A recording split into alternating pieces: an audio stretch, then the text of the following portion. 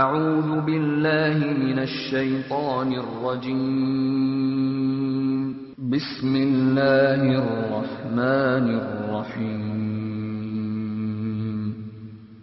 السلام عليكم ورحمة الله وبركاته. إن الحمد لله رب العالمين والصلاة والسلام على رسول الأمين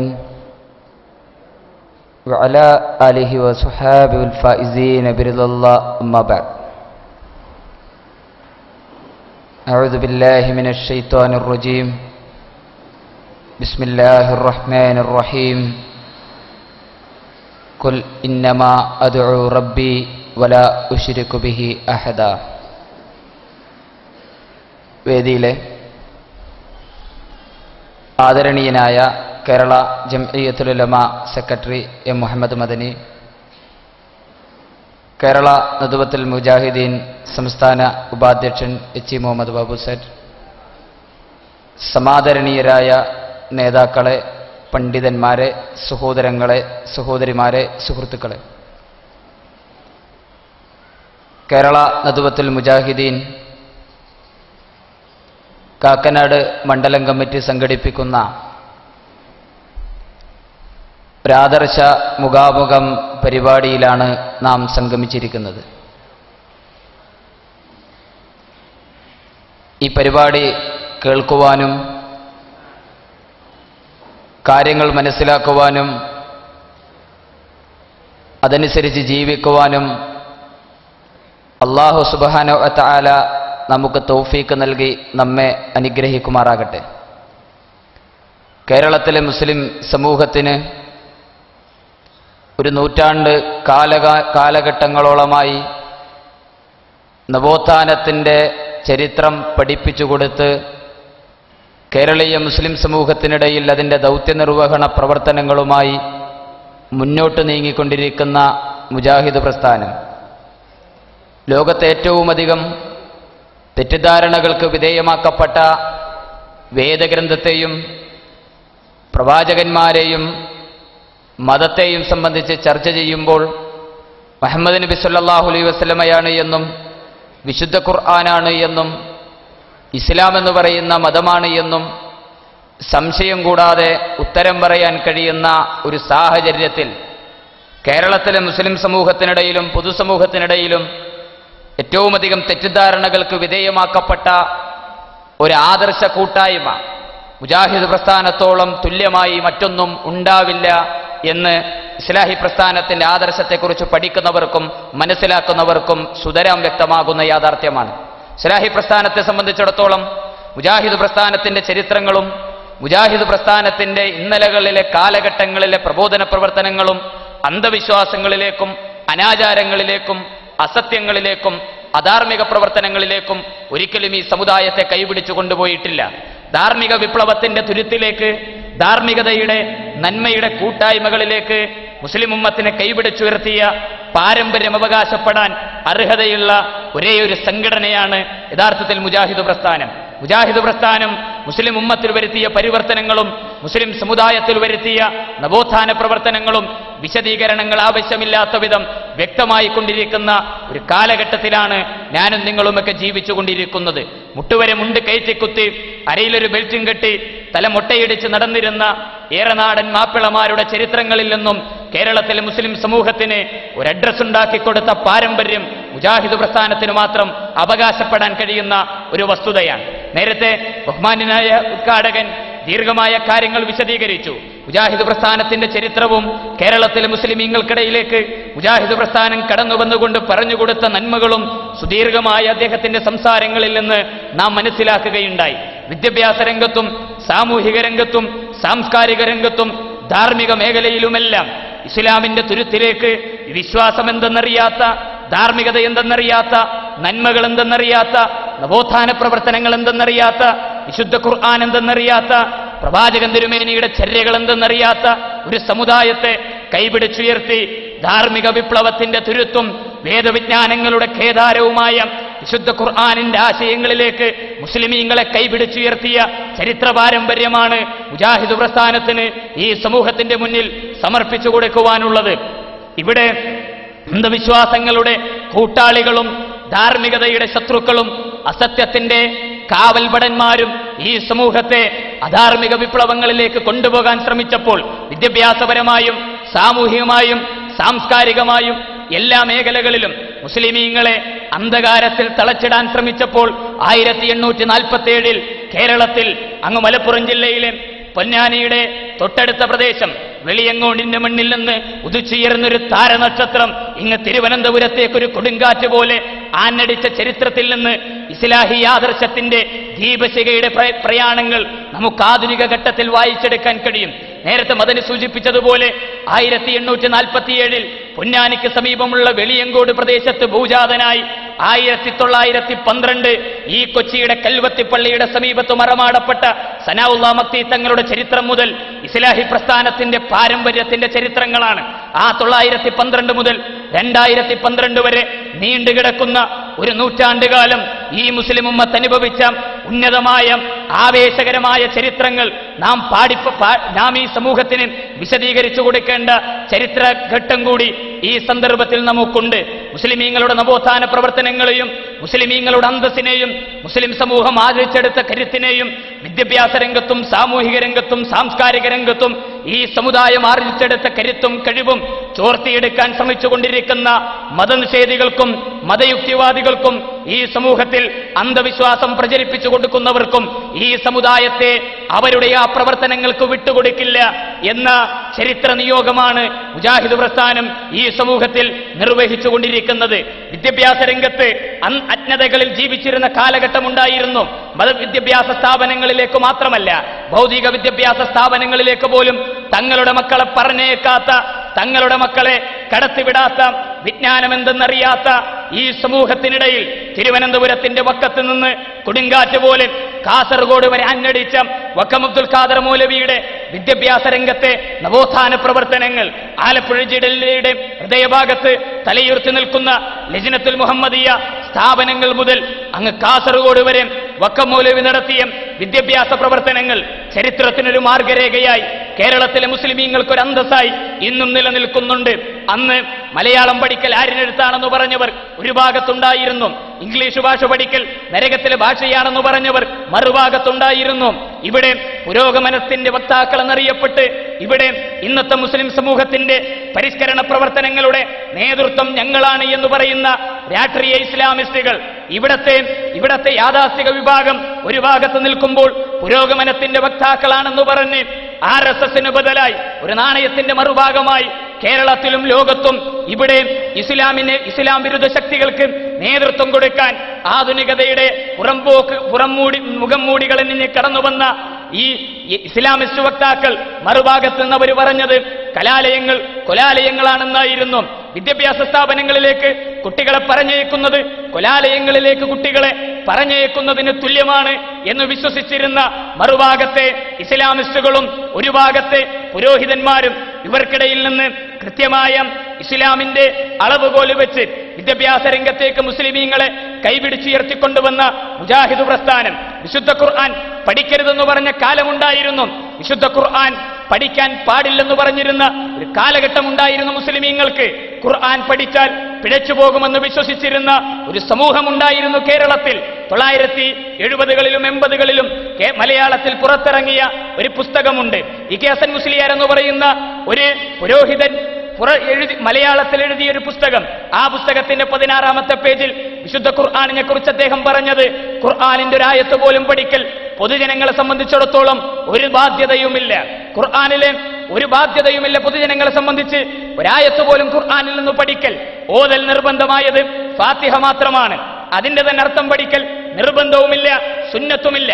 വിശുദ്ധ ഖുർആനിലെ ആകാശത്ത് നിന്ന് വിണ്ണിൽ നിന്നും മണ്ണിലേക്ക് ഇറാഖുഹയുടെ അന്ധകാരത്തിൽ ഇക്രയിന്റെ സന്ദേശവുമായി നാമൂസല്ലമീൻ മലക്ക് ജിബ്രീൽ അലൈഹിസ്സലാം കടന്നുവന്ന് നബി തിരുമേനി കോതിക്കൊടുത്ത വിശുദ്ധ ഖുർആനിന്റെ ആയത്തുകൾ മാനവരാശിക്ക് ഈ ആയത്തുകൾ, ഈ വിശുദ്ധ ഖുർആനിന്റെ വചനങ്ങൾ, ഇന്ന ഹാദൽ ഖുർആൻ യഹ്ദിയില്ലത്തീഹി അഖ്വം, ഏറ്റവും ചൊവ്വായതിലേക്ക് മാനവികതയെ വഴി നടത്തിയ വിശുദ്ധ ഖുർആനിന്റെ ഈ വാചകങ്ങൾ പഠിക്കൽ പൊതുജനങ്ങളെ സംബന്ധിച്ചിടത്തോളം നിർബന്ധമില്ലെന്ന് വിശ്വസിച്ചിരുന്നവർ, അത് പാടില്ലെന്ന് പറഞ്ഞവർ പൊതുജനങ്ങൾക്ക് മാത്രമായിരുന്നു അവരിത് ബ്രട്ട് കൽപ്പിച്ചിരുന്നത്. അല്ല, വിശുദ്ധ ഖുർആനിന്റെ ആയത്തുകൾ പൊതുജനങ്ങൾ പഠിക്കരുത് എന്ന് പറഞ്ഞതിനോടൊപ്പം പുരോഹിതന്മാരുടെ നേതാക്കന്മാർ പറഞ്ഞത് ഖുർആനിന്റെ ആയത്തുകൾ ഓതി വിശുദ്ധ ഖുർആനിന്റെ ക്ലാസുകൾ മുജാഹിദുകൾ കേരളത്തിൽ ആരംഭിച്ചപ്പോൾ ഖുർആൻ ക്ലാസ്സിലാക്കുന്നവരാണ് എന്ന് പരിഹസിച്ചിരുന്ന ഞങ്ങളുടെ പണ്ഡിതന്മാരും പാമരന്മാരും ഖുർആൻ വേണ്ടെന്ന് പറഞ്ഞവർ അങ്ങ് കണ്ണൂർ ജില്ലയിലെ തലശ്ശേരി പ്രദേശത്തെ മായൻകുട്ടികളേതെന്ന് പറയുന്ന ഒരു പണ്ഡിതന്റെ വീട്ടിലേക്ക് മുസ്ലിമീങ്ങളൊന്നാകെ മാർച്ച് നടത്തിയത് എന്തിനായിരുന്നെന്നറിയുമോ? ഖുർആനിന്റെ പരിഭാഷ കേരളത്തിൽ ആദ്യമായിട്ട് എഴുതിയ മായൻകുട്ടികളേതിന്റെ വീട്ടിലേക്ക് മാർച്ച് നടത്തി ആ ഖുർആൻ പരിഭാഷ തീയിലിട്ട് കരിച്ചതിന്റെ ചാരം അറബിക്കടലിലൊഴുക്കി ആനന്ദ നൃത്തമാടിയ ഒരു സമുദായം ഇവിടെ ഉണ്ടായിരുന്നു. അന്ന് 1960കളിലെ ചരിത്രമുറങ്ങുന്ന ആ രാത്രികളിൽ വാണിയമ്പലം എന്ന് പറയുന്ന മലപ്പുറം ജില്ലയിലെ വണ്ടൂരിനടുത്ത് വാണിയമ്പലത്തെ തന്റെ ഓലമേഞ്ഞ വീട്ടിലിരുന്ന് മുഹമ്മദ് അമാനി മൗലവി ദീർഘമായ 25 കൊല്ലത്തെ ചരിത്രമുറങ്ങുന്ന രാത്രികളെ പകലുകളാക്കി മാറ്റി ജീവത്യാഗം നൽകി മുസ്ലിം ഉമ്മത്തിന് സമ്മാനിച്ച വിശുദ്ധ ഖുർആനിന്റെ പരിഭാഷകൾ ഈ ലോകത്തിനും ഈ സമൂഹത്തിലും സൃഷ്ടിച്ച വിപ്ലവങ്ങൾ എത്രയായിരുന്നെന്നറിയുമോ? ഖുർആൻ ഈ സമുദായത്തെ പഠിപ്പിച്ചത് മുജാഹിദ് പ്രസ്ഥാനമായിരുന്നു. സുന്നത്തുകൾ ഈ സമുദായത്തെ പഠിപ്പിച്ചത് മുജാഹിദ് പ്രസ്ഥാനമായിരുന്നു. വിദ്യാഭ്യാസ സ്ഥാപനങ്ങളിലേക്ക് ഈ സമൂഹത്തെ കൈപിടിച്ചുയർത്തിയത് മുജാഹിദ് പ്രസ്ഥാനമായിരുന്നു. തിരൂരങ്ങാടിയുടെ മണ്ണിൽ കേരളത്തിൽ അനാഥരാക്കപ്പെട്ട കുട്ടികളെ പ്ലേഗ് ബാധിച്ചും വസൂരി ബാധിച്ചും അനാഥരാക്കപ്പെട്ട നൂറുകണക്കിന് പിഞ്ചുമക്കളെ സംരക്ഷിക്കാൻ തിരൂരങ്ങാടിയുടെ മണ്ണിൽ അനാഥശാലകൾ ആദ്യമായിട്ട് ആരംഭിച്ച തീഖാന KM മൗലവിയുടെയും ഉമർ മൗലവിയുടെയും മഹാരഥന്മാരായ MK ഹാജിയെ പോലത്തെ സമാദരണീയരും മഹാരഥന്മാരുമായ പണ്ഡിതന്മാരുടെ ദീർഘവീക്ഷണം അനാഥാലയത്തിന് മുന്നിലിരുന്ന് ഞാൻ ചൊല്ലുന്ന സ്വലാത്ത് കൊണ്ട് ഈ യതീഖാന നശിക്കട്ടെ എന്ന് വയലു പറഞ്ഞ കൊല്ലം ജില്ലയിലെ ഓച്ചിറ സ്വദേശിയായ കച്ചാനമ്പതി അബ്ദുൽ ഖാദർ മുസ്ലിയാരുടെ പാരമ്പര്യം അവകാശപ്പെടുന്നവരുടെ കൈകളിൽ നിന്ന് അനാഥശാലകൾ ഈ സമൂഹത്തിന് സമ്മാനിച്ച ചരിത്രം മുജാഹിദ് പ്രസ്ഥാനത്തിന് മാത്രം അവകാശപ്പെടാനുള്ളതാണ്. ഇങ്ങനെ ഏത് രംഗത്തും ഏത് അവസ്ഥകളിലും നാം പരിശോധിക്കുമ്പോൾ മുജാഹിദ് പ്രസ്ഥാനം മുന്നോട്ട് വെച്ച നവോത്ഥാന ചരിത്രങ്ങൾ ഒരു രംഗത്ത് മാത്രം ഒതുങ്ങി നിൽക്കുന്നില്ല. കേരളത്തിലെ സാമൂഹിക രംഗത്ത്, സാംസ്കാരിക രംഗത്ത്, ഇന്ത്യയുടെ സ്വാതന്ത്ര്യ സമരത്തിന്റെ ഭൂമികകളിൽ മുഴുവൻ മുജാഹിദ് പ്രസ്ഥാനത്തിന്റെ പണ്ഡിതന്മാർ ഇടപെട്ടു എന്ന് നമുക്ക് മനസ്സിലാക്കാൻ കഴിയും. തലശ്ശേരിയിലെ കുത്തുബി തങ്ങളുടെ സമീപത്ത്, നാദാപുരത്തുള്ള കുത്തുബി തങ്ങളുടെ സമീപത്ത് തലശ്ശേരിയിലെ കുറച്ച് ചെറുപ്പക്കാര് ഒരിക്കൽ ഒരാവശ്യവുമായിട്ട് ചെന്നു. അവര് പറഞ്ഞു, ഉസ്താദേ, തങ്ങളവറുകളെ അങ്ങ് ഞങ്ങളുടെ നാട്ടിൽ വന്ന് പ്രസംഗിക്കണം, സ്വാതന്ത്ര്യ സമരത്തിന് വേണ്ടി പ്രസംഗിക്കണം. ഇദ്ദേഹത്തിന്റെ ചോദ്യം, ഞാൻ അവിടെ വന്ന് ബ്രിട്ടീഷുകാർ ഇന്ത്യയിൽ നിൽക്കണമെന്നാണോ പ്രസംഗിക്കേണ്ടത്? ബ്രിട്ടീഷുകാർ ഇന്ത്യ വിട്ട് പുറത്തു പോകണം എന്നാണോ ഞാൻ പ്രസംഗിക്കേണ്ടത്? ആ സമയത്ത് അവരുടെ മറുപടി, അങ്ങ് ബ്രിട്ടീഷുകാർ ഇന്ത്യ വിട്ട് പുറത്തു പോകണം എന്ന് പ്രസംഗിക്കണം.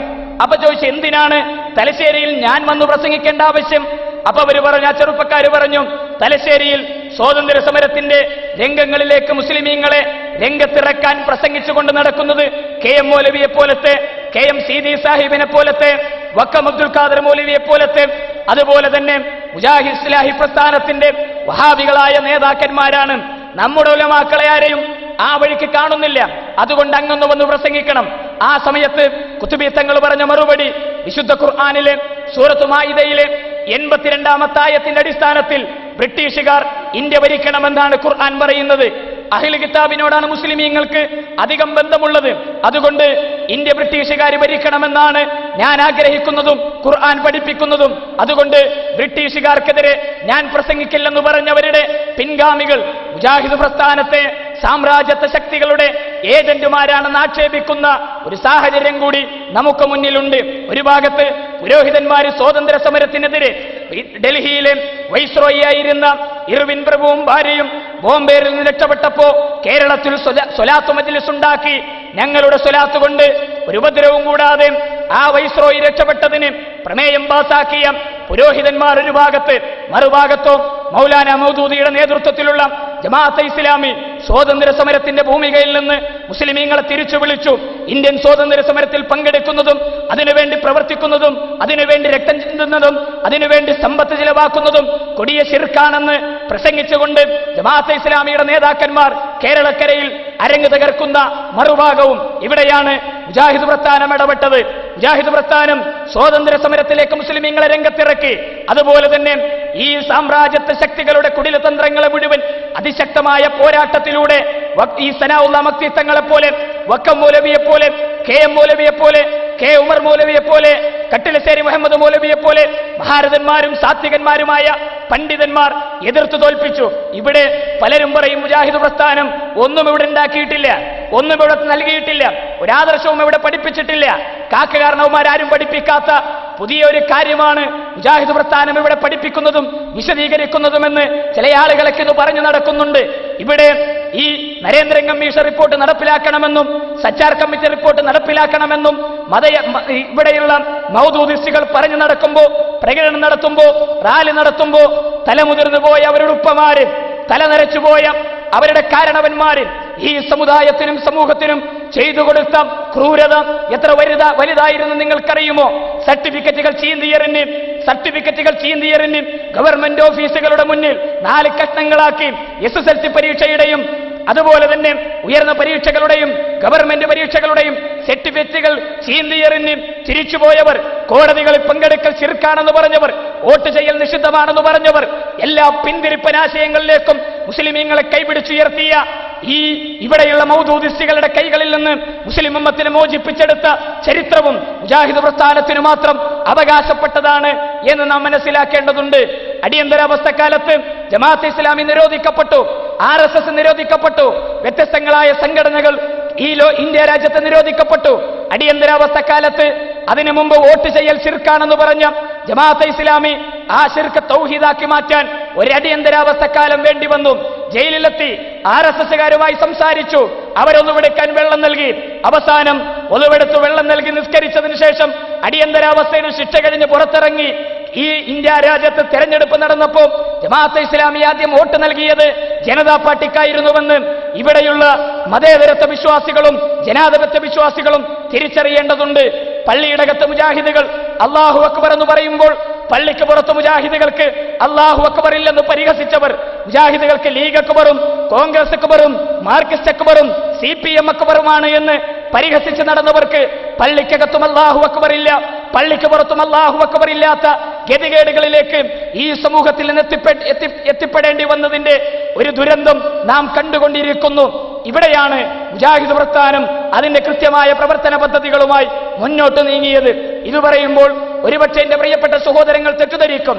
കാരണം മുജാഹിദ് പ്രസ്ഥാനം എന്ന് പറയുന്നത് ഇത്തരം സാമൂഹിക രംഗത്ത് മാത്രം ഇടപെട്ട പ്രസ്ഥാനമാണ് എന്ന് തെറ്റിദ്ധരിക്കേണ്ടതില്ല. മുജാഹിദ് പ്രസ്ഥാനം എന്ന് പറയുന്നത് മനുഷ്യരെ സ്നേഹിച്ച പ്രസ്ഥാനമാണ്. ലോകത്തുള്ള മനുഷ്യരെ സ്നേഹിച്ച അമ്പിയാക്കന്മാരുടെ ചരിത്രം പോലെ, പ്രവാചകന്മാരുടെ ചരിത്രം പോലെ, താബീങ്ങളുടെ ചരിത്രം പോലെ ലോകത്തുള്ള മനുഷ്യരെ, അനുയായികളെ സ്നേഹിച്ച, അഗാധമായിട്ട് അനുയായികളെ സ്നേഹിച്ച അമ്പിയാക്കന്മാരുടെ ചരിത്രം പോലെ മുജാഹിദ് പണ്ഡിതന്മാർ അവരുടെ അനുയായികളെ സ്നേഹിച്ചു, ഈ സമൂഹത്തെ സ്നേഹിച്ചു, ഈ സമുദായത്തെ സ്നേഹിച്ചു, എല്ലാ നന്മകളും അവർക്ക് പറഞ്ഞുകൊടുത്തു. സൂറത്ത് യാസീനിൽ 3 പ്രവാചകന്മാരുടെ ചരിത്രം വിശുദ്ധ ഖുർആൻ എടുത്തു പറയുന്നുണ്ട്. ആ ചരിത്രം എങ്ങനെയാണ്? ഒരു പ്രവാചകൻ ഒരു സമൂഹത്തിൽ വന്നു, ലാ ഇലാഹ ഇല്ലല്ലാഹ് പറഞ്ഞു, അവരെ കല്ലെറിഞ്ഞു, അവരെ തൂക്കി വിളിച്ചു, അവരാക്ഷേപിച്ചു, അവരൊറ്റപ്പെടുത്തി. പക്ഷേ ആ പ്രവാചകനെ അവർ വിശ്വസിക്കാൻ തയ്യാറായില്ല. രണ്ടാമതൊരു പ്രവാചകനെ അയച്ച് അല്ലാഹു അദ്ദേഹത്തിന് ശക്തി നൽകി. ആ പ്രവാചകനെയും അവർ നിഷേധിച്ചു. ആ സന്ദർഭത്തിൽ അങ്ങകലെ ദൂരെ നിന്നൊരു മനുഷ്യൻ ഓടി വന്നു. അയാൾ പറഞ്ഞു, മനുഷ്യരെ, ചെങ്ങാതിമാരെ, നിങ്ങൾക്ക് ഇവരെ ഒന്ന് വിശ്വസിച്ചുകൂടെ? ഒരു നാണയം പോലും ആവശ്യപ്പെടാതെ, ഒരു രൂപ പോലും ചോദിക്കാതെ നിങ്ങൾക്ക് നന്മ പറഞ്ഞു തരുന്ന ഇവരെ നിങ്ങൾക്കൊന്ന് അംഗീകരിച്ചുകൂടെ? അവരാ മനുഷ്യനെ അടിച്ചു കൊന്നു. അങ്ങനെ സ്വർഗത്തിലേക്ക് പ്രവേശിക്കുമ്പോൾ അയാൾ പറഞ്ഞ വാചകം ഖുർആൻ പറയുന്നത്, എന്റെ ജനതയൊന്നറിഞ്ഞിരുന്നുവെങ്കിൽ, എന്റെ ജനതയെന്നറിഞ്ഞിരുന്നുവെങ്കിൽ, എന്റെ ജനങ്ങളൊന്ന് ഇതറിഞ്ഞിരുന്നുവെങ്കിൽ. ആ മനസ്സ് മുജാഹിദ് പ്രസ്ഥാനത്തിന്റെ മനസ്സാണ്. ആര് കല്ലെറിഞ്ഞാലും, ആരാക്ഷേപിച്ചാലും, ആരൊറ്റപ്പെടുത്തിയാലും ഈ സമുദായത്തെ മുജാഹിദുകളെ സ്നേഹിച്ചത്രയും ആരും സ്നേഹിച്ചിട്ടില്ല.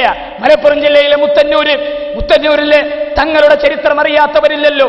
സ്വന്തം ബാപ്പയുടെ മയ്യത്ത് വീടിന്റെ ഉമ്മറപ്പടിയിൽ എടുത്തു വെച്ച് പള്ളിക്കാട്ടിലേക്ക് അടക്കാൻ കൊണ്ടുപോകുമ്പോ 6 അടി മണ്ണ് നിഷേധിക്കപ്പെട്ട ചരിത്രമുണ്ടായിരുന്നു. മുജാഹിദ് പണ്ഡിതന്മാരെ സംബന്ധിച്ചിടത്തോളം പള്ളിക്കാട്ടിൽ അടക്കാൻ സമ്മതിക്കാതെ ആ മയ്യത്ത് തിരിച്ചു വീട്ടിലെത്തിയ മയ്യത്ത് മക്കൾ വീണ്ടും പള്ളിക്കാട്ടിലെ മയ്യത്ത് തിരിച്ചു വീട്ടിലേക്ക് ഒരു ബാപ്പയുടെ മയ്യത്തുമായിട്ട് മക്കൾക്ക് നടക്കേണ്ടി വന്ന ചരിത്രം വെറുത്തിട്ടില്ല മുജാഹിദുകൾ അവർക്കെതിരെ പ്രാർത്ഥിച്ചിട്ടില്ല.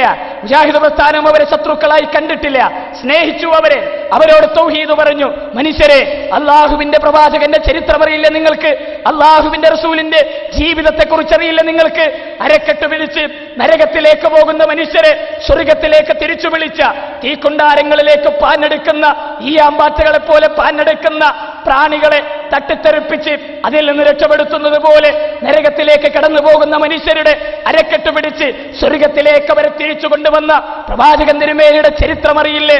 രണ്ടത്താണ് സെയ്ദ് മൗലവി പൊന്നാനിയുടെ മണ്ണിൽ തൗഹീദ് പറഞ്ഞതിന്റെ പേരിൽ, ലാ ഇലാഹ ഇല്ലല്ലാഹ് പറഞ്ഞതിന്റെ പേരിൽ കല്ലേറുകളായി ആക്ഷേപങ്ങളായി കഴുത്തിൽ കിടന്ന് മാലപ്പടക്കം പൊട്ടിച്ചെതറി ഇതുപോലെ ആളുകൾ സംരക്ഷിക്കാനില്ലാതെ, ഓഡിറ്റോറിയങ്ങളില്ലാതെ, സ്പീച്ച് ചാൻഡുകളില്ലാതെ, സ്റ്റേജുകളില്ലാതെ, ഇത്തരത്തിലുള്ള സംവിധാനങ്ങളില്ലാതെ ലാ ഇലാഹ ഇല്ലല്ലാഹ് പറഞ്ഞതിന്റെ പേരിൽ എന്തധർമ്മമാണ് പറഞ്ഞത്?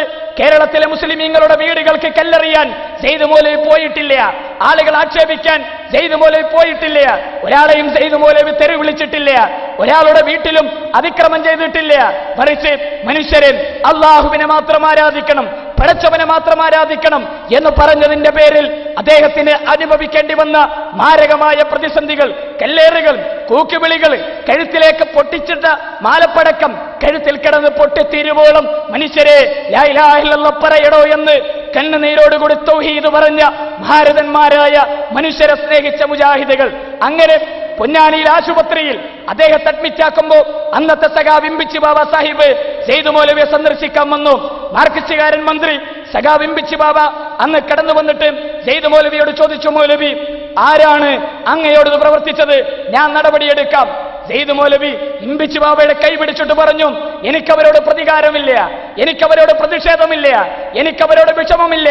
അങ്ങ് തായിഫിന്റെ മരുഭൂമിയിൽ ലാ ഇലാഹ ഇല്ലല്ലാഹ് പറഞ്ഞതിന്റെ പേരിൽ എന്റെ പ്രവാചകൻ കല്ലേറുകൊണ്ട് ആട്ടിയോടിക്കപ്പെട്ടപ്പോ നിണമണിഞ്ഞ കൽപ്പാടുകളുമായി ആ ഈത്തപ്പനത്തോട്ടത്തിൽ വിശ്രമിക്കുമ്പോ മലക്ക് ജിബ്രീൽ അലൈഹിസ്സലാം കടന്നു വന്ന് 600 ചിറകുകൾ, 600 ചിറകുകളിൽ ഒന്നുകൊണ്ട് ത്വായിഫിലെ ജനങ്ങളെ നശിപ്പിക്കട്ടെ നബിയെ, കല്ലുകൾ അവരുടെ മേലെ കൂമ്പാരങ്ങളായി പെയ്തിറക്കട്ടെ നബിയെ, അള്ളാഹുവിന്റെ റസൂലെ അങ്ങൊന്ന് അനുവദിക്ക് നബിയെ.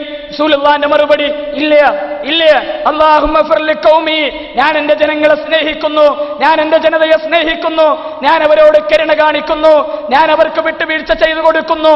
മനുഷ്യരെ നശിപ്പിക്കാനല്ല, മനുഷ്യരെ ഒഴിവാക്കാനല്ല, മനുഷ്യരാട്ടിയോടിക്കാനല്ല, അവരെ സ്നേഹിക്കാൻ, അവരെ സ്വർഗത്തിലേക്ക് കൊണ്ടുവരാൻ ഒരാളെങ്കിലും ആ ജനങ്ങളുടെ കൂട്ടത്തിൽ തൗഹീദുള്ള ഒരാളെങ്കിലും ഉണ്ടാകുന്ന ഒരു കാലഘട്ടത്തെ ഞാൻ ഓർക്കുന്നുവെന്ന് മഹാനായ പ്രവാചകൻ തിരുമേനി അന്ന് പ്രഖ്യാപിക്കുകയുണ്ടായി. സെയ്ദ് മൗലവി പറഞ്ഞു, എന്റെ പ്രവാചകന്റെ മാതൃക അതാണ്, എന്റെ പ്രവാചകന്റെ ചരിത്രം അതാണ്. ആ പൊന്നാനിയിലെ ജനങ്ങൾ അറിവില്ലാത്തവരാണ്, അവരറിവില്ലാത്ത പാപങ്ങളാണ്. അല്ലാഹുമ്മ ഫിർ ലിഖൗമി, എന്റെ ജനതക്ക് പടച്ചവനെ നീ പുറത്തു കൊടുക്കണമേ. ആരെങ്കിലും ഒരാള് നാളെ ഈ ആദർശത്തിലേക്ക് കടന്നു വരുന്നത് ഞാൻ ആഗ്രഹിക്കുന്നു, അതുകൊണ്ട് താങ്കൾ അവരെ ഉപദ്രവിക്കേണ്ടതില്ല. താങ്കൾ ചെയ്യേണ്ട പ്രവർത്തനം, അദ്ദേഹത്തിന്റെ കൈ പിടിച്ചിട്ട് പറഞ്ഞു, എനിക്കൊരു 3 ദിവസം അവിടെ പ്രസംഗിക്കാനുള്ള അനുവാദം തരണം. ഒരു 3 ദിവസം പ്രസംഗിക്കാനുള്ള അനുവാദം. സെയ്ദ് മൗലവി ഇമ്പിച്ചി ബാബ സാഹിബിനെ സ്റ്റേജിലിരുത്തി പൊന്നാനിയിൽ നടത്തിയ തൗഹീദിന്റെ പടയോട്ടം ഈ സമൂഹത്തെ തകർക്കാനായിരുന്നില്ല, മനുഷ്യ സൃഷ്ടിപ്പിന്റെ ലക്ഷ്യത്തെക്കുറിച്ച് വിശദീകരിക്കുന്നതിന് വേണ്ടിയായിരുന്നു അദ്ദേഹത്തിന്റെ ജീവിതം മുജാഹിദ് പണ്ഡിതന്മാരൊക്കെയും ഒഴിഞ്ഞു വെച്ചത്. എന്തിനാണ് അല്ലാഹു മനുഷ്യരെ സൃഷ്ടിച്ചത്? എന്തിനാണ് അല്ലാഹു ഈ മനുഷ്യരെ ഈ ലോകത്തേക്ക് സൃഷ്ടിച്ചയച്ചത്? ഇവിടെ ആസ്വദിച്ച് കള്ളുകുടിച്ച് ലക്കുകെട്ട് ജീവിതം തകർക്കുന്നതിന് വേണ്ടിയാണോ? ഇവിടെ മദ്യത്തിലും മയക്കുമരുന്നുകളിലും അതുപോലെ തന്നെ ധാർമ്മിക പ്രവർത്തനങ്ങളുടെ കൂത്തരങ്ങുകളിലും ജീവിതം തളച്ചിടുന്നതിന് വേണ്ടിയാണോ? അല്ല. വിശുദ്ധ ഖുർആൻ പറയുന്നത്, വമാ ഖലഖ്തുൽ ജിന്ന വൽ ഇൻസ ഇല്ലാ ലിയഅ്ബുദൂൻ, അല്ലാഹുവിനെ ആരാധിക്കാൻ, അല്ലാഹുവിനെ ആരാധിക്കുന്നതിന് വേണ്ടിയാണ് മനുഷ്യരെയും ജിന്നുകളെയും അല്ലാഹു സൃഷ്ടിച്ചത്. എന്തിനാ അല്ലാഹു സൃഷ്ടിച്ചത്? അല്ലാഹു വെറുതെ സൃഷ്ടിച്ചതല്ല, ഒരാവശ്യവുമില്ലാതെ സൃഷ്ടിച്ചതല്ല. വെറുതെ 60 കൊല്ലവും 50 കൊല്ലവും 40 കൊല്ലവും ഇവിടെ കൂടി വെറുതെ സഞ്ചരിക്കുന്നതിന് വേണ്ടി അള്ളാഹ് സൃഷ്ടിച്ചതല്ല. അള്ളാഹുവിനെ ആരാധിക്കുന്നതിന് വേണ്ടിയാണ് മനുഷ്യരെ അള്ളാഹു സൃഷ്ടിച്ചത്, ജിന്നുകളെ അള്ളാഹു സൃഷ്ടിച്ചത്. ജിന്നുവർഗത്തെയും മനുഷ്യവർഗത്തെയും പടച്ചവൻ ആരാധിക്കുന്നതിന് വേണ്ടിയാണ് അള്ളാഹു സുബ്ഹാനഹു വ തആല സൃഷ്ടിച്ചത് എന്ന് വിശുദ്ധ ഖുർആൻ ലോകത്ത് കടന്നു വന്ന ആദം നബി മുതലുള്ള അമ്പിയാക്കന്മാർ മുഴുവൻ ഈ ആദർശമായിരുന്നു മാനവരാശിക്ക് മുന്നിൽ വിശദീകരിച്ചു കൊടുത്തതും. പക്ഷേ പ്രവാചകന്മാരുടെ സമൂഹത്തിലെ പുരോഹിതന്മാർ ഇടപെട്ടു. അവര് പറഞ്ഞു പാടില്ല. അവര് പറഞ്ഞു അള്ളാഹുവിനെ മാത്രം ആരാധിക്കുന്ന പ്രവർത്തനം പുത്തൻവാദമാണ്, കാക്കകാരണവന്മാർക്ക് അറിയാത്ത പ്രവർത്തനമാണ്. 950 കൊല്ലം തൗഹീദ് പറഞ്ഞ അവ്വൽ റസൂൽ നൂഹ് നബി അലൈഹിസ്സലാം ജനങ്ങളോട് തൗഹീദ് പറഞ്ഞപ്പോ, ലാ ഇലാഹ ഇല്ലല്ലാഹ് പറഞ്ഞപ്പോ അവരുടെ മറുപടി എന്താ? അവരുടെ മറുപടി ലാ തദറുന്ന ആലിഹതകും വലാ തദറുന്ന വദ്ദൻ വലാ സുവഅൻ വലാ യഊസ വയഊക വനസ്റ.